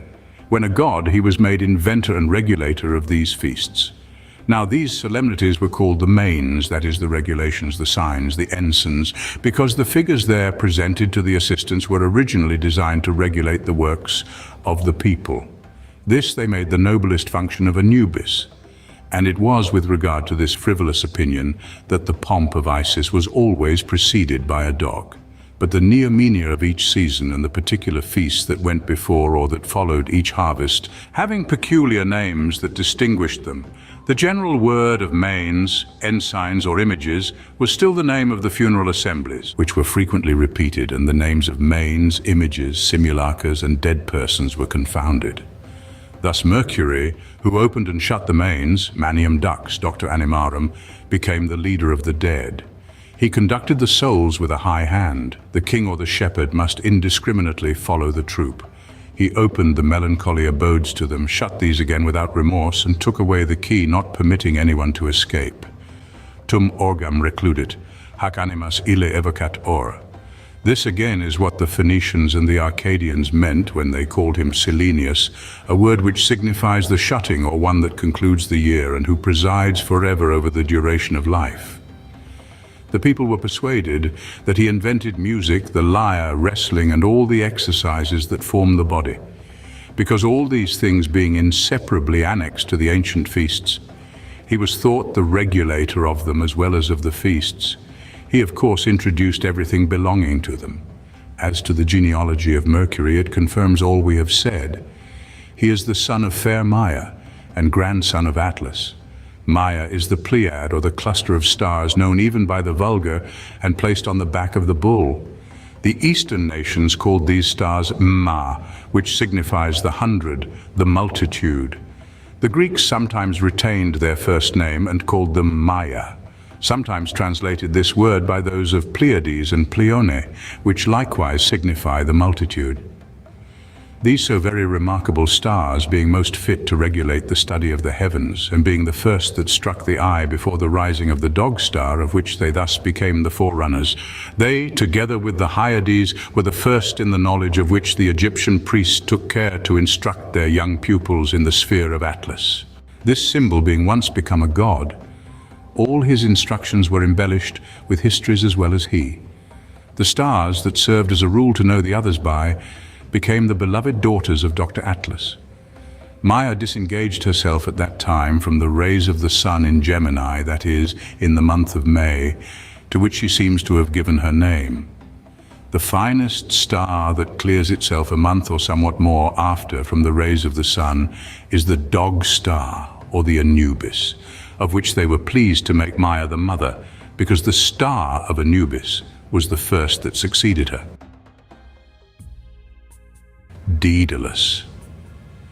It was the custom in Egypt to say, when the dog star or Anubis was represented with large hawk's wings, that the water would be of a sufficient height and there would be a certainty of a plentiful harvest. On this occasion, Anubis was called Daedalus, which signifies a sufficient height or a sufficient depth. All the ancients agree that Daedalus was an ingenious architect. They ascribe to him the invention of the compasses and the square. They further add that to him mankind is indebted for statuary. They even characterize the nature of the progress which this noble art made under him by circumstances which render the thing very credible. Before Daedalus and to his very time, according to Diodorus Siculus, statues had their eyes shut and their hands close to their sides. But Daedalus taught men how to give them eyes, to separate their legs, and to clear their hands from their body, which procured him the general admiration. But by misfortune both the history and the statues with their feet united become the proof of the origin I here assign to Daedalus.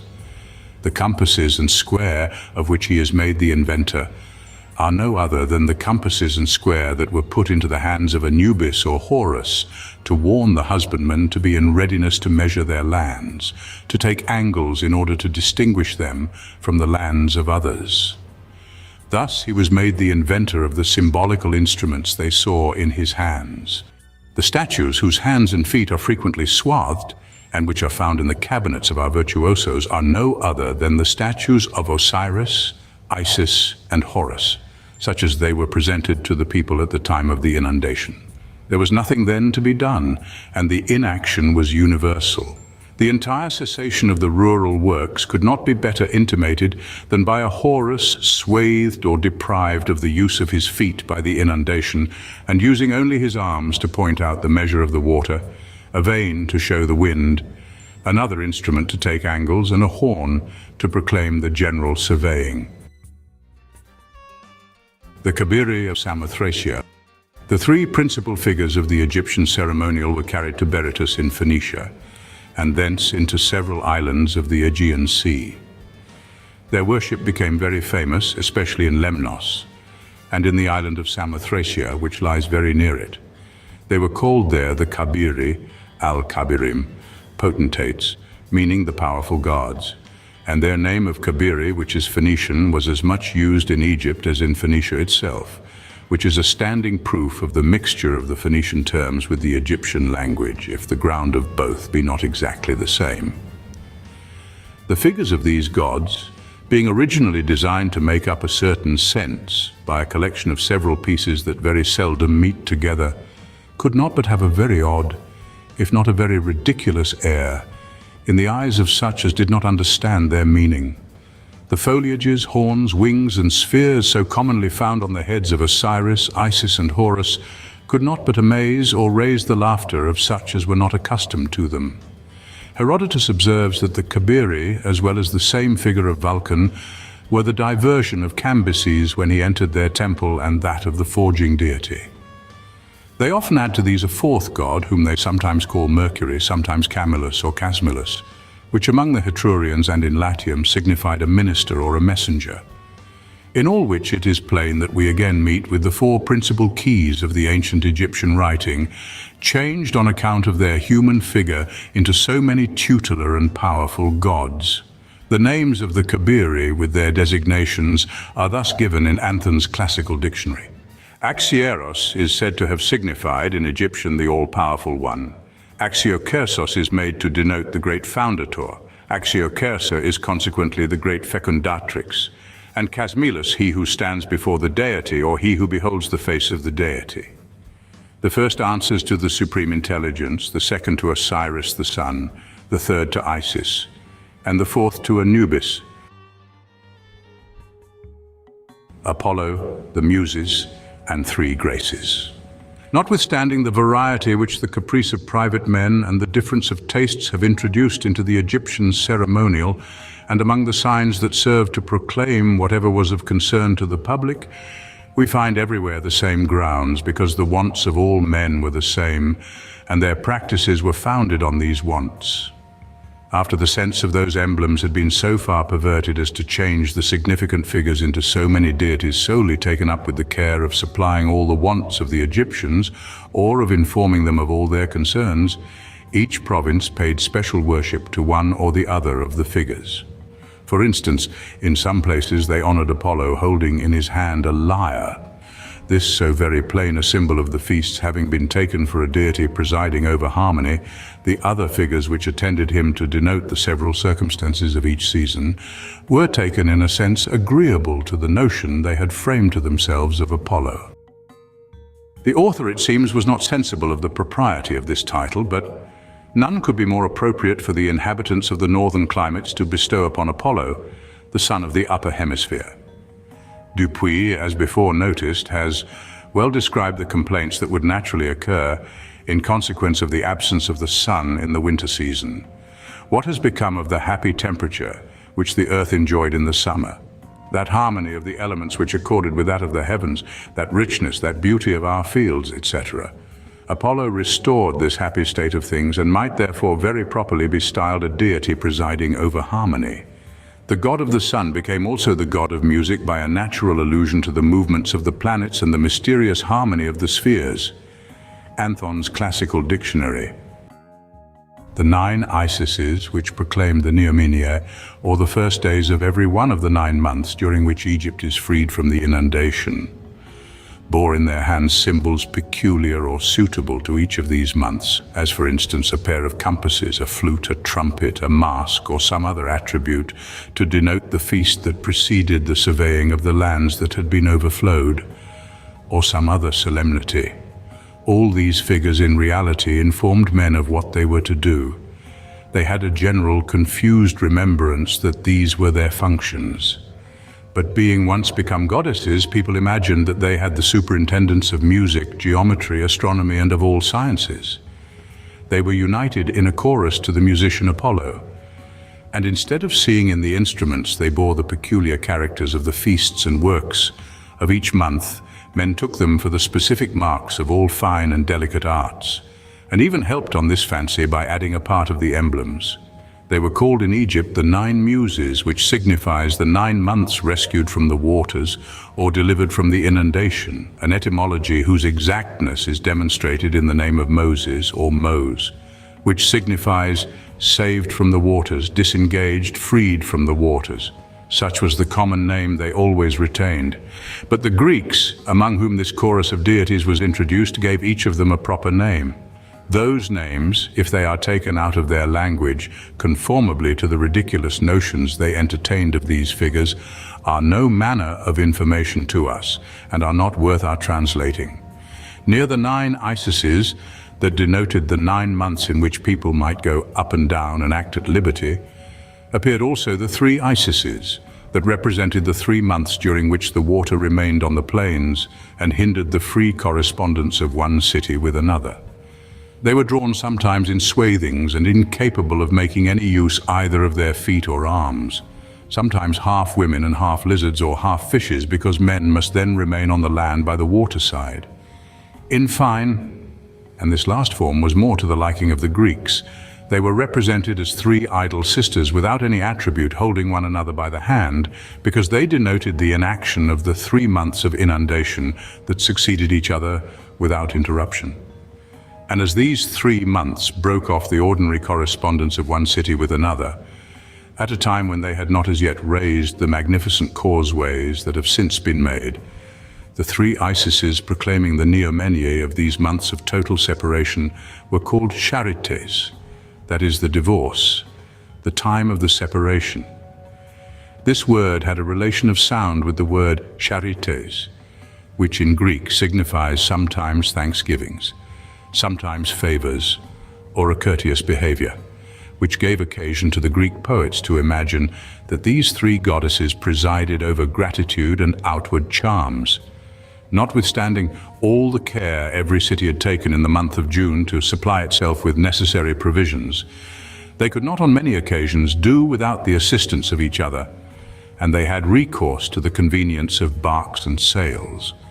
The bark with its sail was represented in Egypt and Phoenicia under a figure of a winged steed. On this account it was that the people of Cadiz, who were originally of Phoenician extraction, anciently gave a ship, whether large or small, the name of a horse. And speaking of their barks, they called them their horses. What then can be the meaning of Pegasus, or the winged horse, set by the side of the three Graces and the 9 Muses? If these goddesses preside over gratitude and the sciences, our winged horse becomes unintelligible. But if our charites are the 3 months of separation, or the interruption of the free correspondence of one city with another, in this case indeed Pegasus comes to our assistance. And if the 9 Muses are the 9 figures that publish what is to be done during the 9 months in which Egypt is freed from the waters, then indeed the winged horse, that is the boat, becomes a symbol of the end of navigation and of the return of the rural works. They therefore gave this figure the name of Pegasus, which signifies the end of navigation, according to the style of the Phoenician people testified by Strabo, the conveniency of navigation. From Pag, Cessat, Otiatur, and from Sus, Cursor, Navis comes Pegasus. Navigation is intermissio.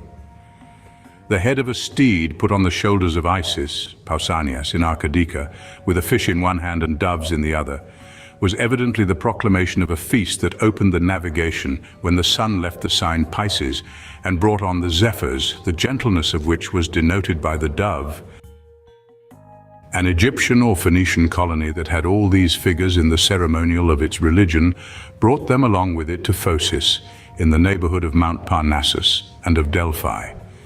They had for certain no meaning there, being no way related to anything belonging to that country, but they had been long honored, together with their president Apollo, as so many bountiful deities, which was sufficient to perpetuate the use of these figures, and of the pretty stories which had been devised to account for all.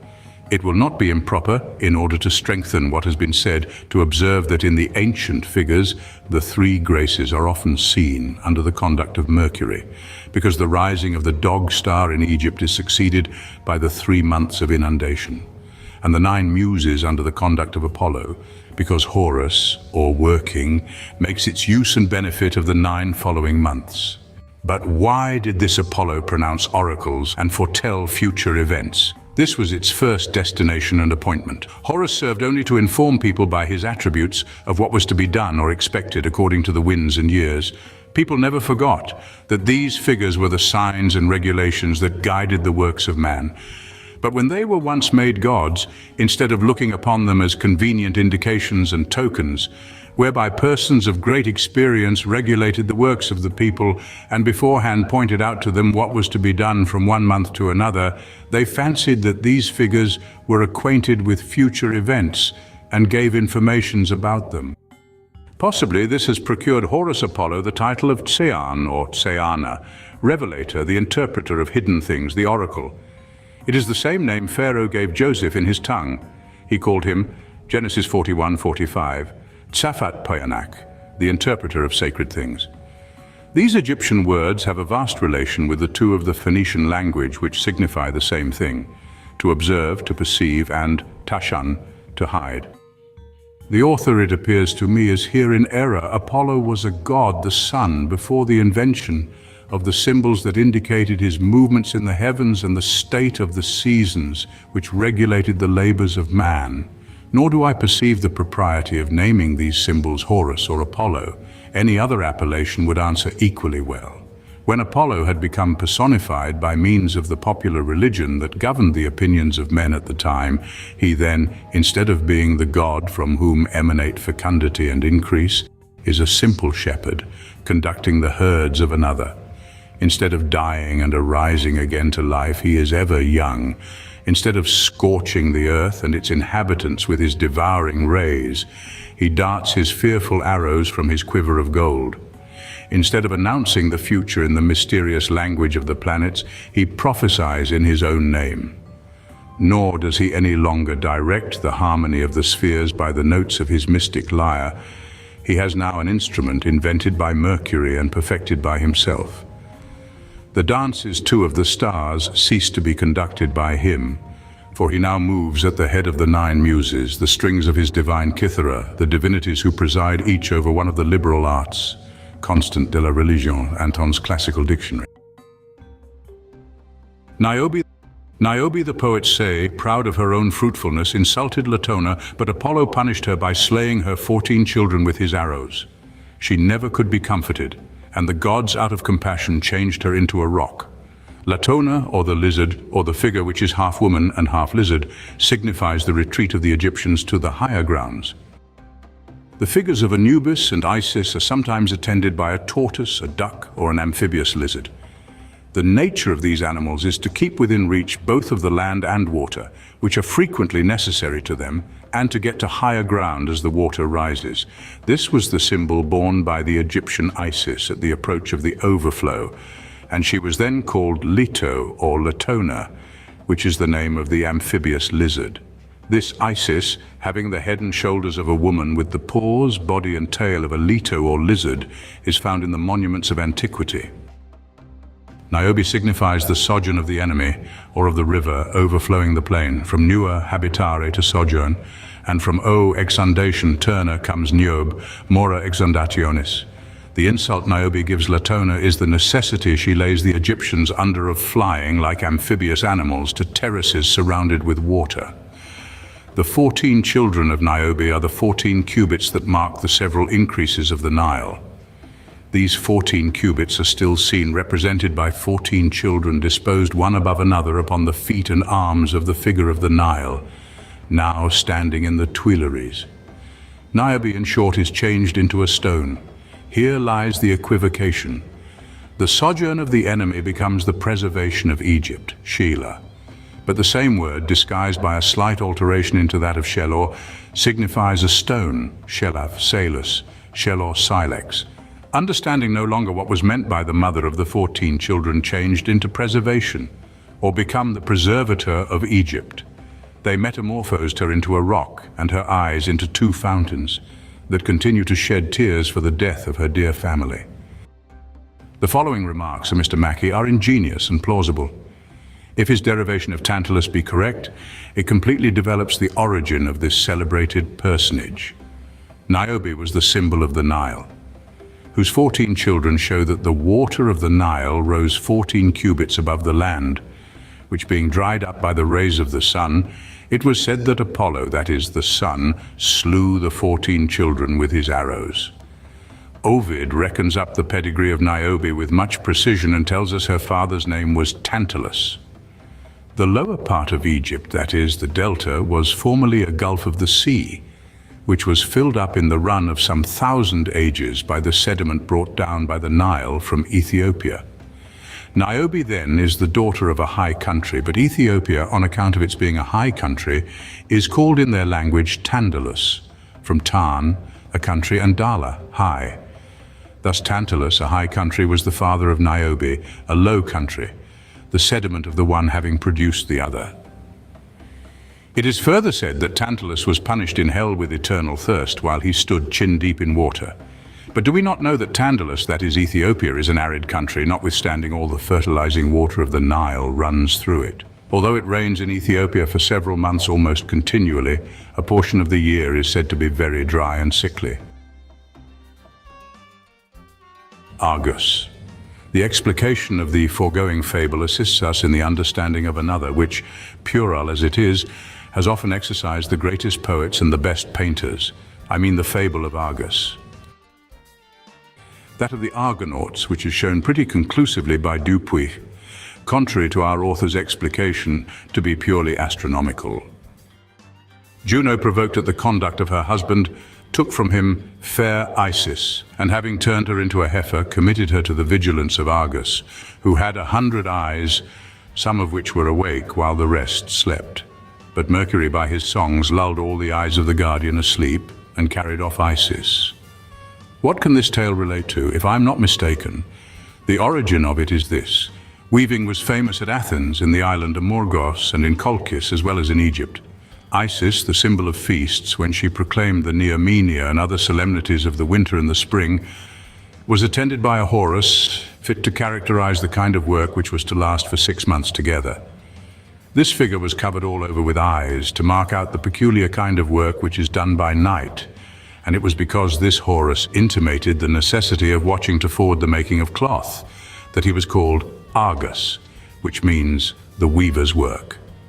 The Isis, after having quitted the horns of the wild goat, whereby she denoted the winter, assumed during the whole spring those of a heifer, because it is properly the passing of the sun under the sign of the bull that constitutes in the temperate zone the true beauty of that delightful season.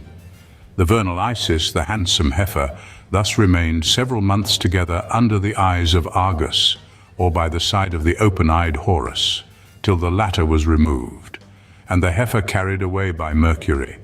That is, till the nightly works, spinning and the making of cloth, were over by the rising of the dog star or Anubis. The people, jesting upon these figures, forged the fable of Isis changed into a heifer, of her guardian Argus, and of the notable exploit of Mercury, who on this account was surnamed Argifontes, the murderer of Argus. We find in Pierius that the Egyptians gave also the name of Argus to the peacock that was by the side of Juno or Isis, and in the mythologists that Juno, after the death of Argus, took the eyes he had about him, and therewith embellished the tail of the bird that was consecrated to her. This peacock placed near Isis is only an attribute fit to denote the beginning of the nightly works, by an agreeable imitation either of the starry heaven, or rather of a multitude of eyes kept incessantly open. The name of Argus, viz. Of weaving it then went by, is a proof of this, and shows the intention of the ensign. Circe. The same Isis, carried into Italy with her several attributes, gave birth to a fable of quite another turn. There she became the sorceress Circe, who with her wand turned men into lions, serpents, birds, swine, and any other figure she was pleased to give them. From what can men imagine stories like this? The mythologists thought she was an emblem of voluptuousness that brings men down to the condition of beasts. It was difficult to say anything more reasonable when they neglected to inquire into the true origin of these fictions. Circe is no other than the Egyptian Isis, who sometimes with a measure of the Nile, sometimes with a weaver's beam, a distaff, or a lance, always appeared with some distinction in the public proclamations. She was always accompanied with the figures of Horus and others that varied from month to month and often from day to day.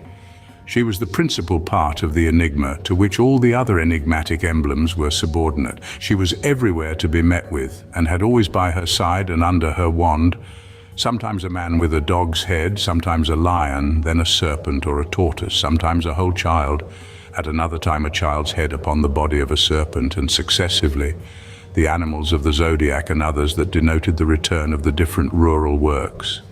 In a word, she converted all that were near her into several animals. The Isis and her whole attendance was then really a riddle to be found out, an emblem to be explained. But what signifies Circe? Even the rapper, the enigma cirque involucrum. Let us proceed farther. Isis very probably was not called Circe on any other account but that of the cirque or solar circle she commonly wore over her head. That circle was the emblem of the Supreme Being, of whom Isis proclaimed the several feasts. But why was this sun called Cirque, the enigma? It is because God could not be painted, and a disc was the enigma of God. It was the enigma par excellence, the Cirque. The place in Italy to which this Isis, with her circle over the head, was brought and honored of old, is still called Monticello, to proclaim certain feasts or sacrifices that were celebrated perhaps in the evening at the rising of the new moon, or in the morning at the rising of some star, or of the planet Venus, when it is admirably splendid a little before the dawning of aurora. They put over the head of Isis, instead of the disk of the sun, that of a star, or of the known planet a crescent or a full moon. These figures and the prayers that were sung in the old language at the return of each feast made them imagine that Circe, by her enchantments or by some mysterious words, had the power of making the stars and the moon come down upon the earth. It is equally evident that the several foliages she bore in her hand or over her head near the figure of the moon or of some other planet made the people say that the properties of these plants were admirable, and that it was from a knowledge of their virtues that Circe was able to make both heaven and earth submit to her power. The figure seemed to intimate this, and they believed it. This afterwards became the privilege of common witches, and the people are still persuaded that the sorceresses at their pleasure dispose of heat, cold, hail, and all nature. This figure of Circe, which ignorance from an enigma or popular ensign had converted into a witch that turns men into several animals and has the power of displacing the stars, relates very sensibly to the enigmatic attributes of Isis, which were a sun, the moon, some stars, certain extraordinary plants and animals, very often of a monstrous kind. The rest of the fable, by its conformity with this interpretation, completes the demonstration of its exactness. Circe, or Isis, was so far really the proclamation of the year that she put on such clothes and dresses as were agreeable to the four seasons. To announce the beginning of spring that overspreads and enamels the earth with flowers and verdure, she wore carpets of different colors. To denote the beginning of summer, which nourishes us, she bore in her hand a basket and a loaf. To proclaim the autumn, she bore a cup, and at the beginning of winter, she bore a chafing dish or a stove with its foot. These four figures gave birth to the fable mentioned by Homer, Odyssey, Book 5, line 350, that Circe had four maids, one of which spread the carpets of several colors to receive the guests. The second prepared the table and put large baskets upon it. The third presented the cups, and the fourth kept up the fire on the hearth. Proteus. Proteus was the sign denoting the exchange of the Egyptian products for flocks, metals, wine and other commodities which Phoenician ships brought into the island of Pharos, the only Egyptian port formerly of safe and easy access. These vessels there took in their provisions of corn, flax, and all the productions of Egypt. The annual return of those ships to the confines of Egypt was proclaimed by an Osiris called Neptune. The Egyptians, who hated the sea, did not worship Neptune, but they retained his name, which signifies the arrival of the fleet, and gave it to the borders of Egypt or the seacoast. This we have from Plutarch. Proteus going to Pharos to supply the marine skeds, the vulgar name for ships or vessels, with everything, can be no other than the sale the Egyptians went to make of their commodities on the arrival of the Phoenician barks. This is confirmed by the name Proteus, which signifies nothing but the abundance of fruit and the productions of the earth. From the name Poret or Proteus evidently precedes the French words port and porter, because the fruits of the earth were the first object of transportation from one coast to another. The feigning that Proteus, on his arrival at the port of Pharos, assumed many figures arose from the variety of the commodities there offered for sale by the Egyptians. The Syrens. All Greece and Italy were by degrees filled with colonies and customs originally derived from Egypt or Phoenicia. But the ritual, of which Egypt itself had forgotten the meaning so far as to take Osiris and Isis for deities, was infinitely more disfigured among other nations. When a single part of the Egyptian religion was anywhere introduced, it grew darker and darker for want of being connected with the other practices that served to compose the whole. The three Isises that proclaimed the feasts during the 3 months of inundation being presented to the inhabitants, who seemed to become amphibious by their long dwelling by the waterside, were sometimes half women and half lizard, or half women and half fish. One of them had in her hand an instrument of music rounded at top and called sistrum, which was the symbol of the hymns, dances, and of the universal joy that appeared throughout Egypt, when the Nile was of requisite height. They sung and danced at that time, as is still practiced in Cairo and all over Egypt on the like occasion. They called the woman that carried the sistrum the ringer of hymns, because her function was to publish the good news and the hymns of the great feast. This is then the origin of the Syrens on the coast of Naples, whose name signifies to sing hymns, from Syria to sing hymns, and from Canary to chant. The figure given to all the three is exactly that of our Isis. The number of the Syrens answers to that of the 3 months of inundation, and the sistrum borne by one of them has, through ignorance, been converted into a looking glass. As to what is said that they devoured the strangers who presumed to come too near in order to hear them, this fable is grounded on what was given out, that the 3 Isises of the summer were fatal to foreigners whom the gross and marshy air of Egypt used to carry off when they exposed themselves too much to it. Monsieur de Maillet and all travellers agree that the air of the houses is then suffocating, that no one can bear it, and that everybody has tents on board the boats to enjoy a little coolness. It is therefore evident that it was of very great moment to fulfill such signals to avoid the 3 Syrens. Let us not leave this matter without observing that this number of 4 nymphs for the 4 seasons, that of 3 for the moons of each season apart, that of 9 for the 9 months during which they work in Egypt. Their attire, their functions and names are things very plain, connected with each other, and equally agreeable both with nature and the monuments. Messieurs Bouchard, Hewitt, Leclerc, and other learned men have thought upon these several subjects in a very ingenious and even sometimes very judicious manner.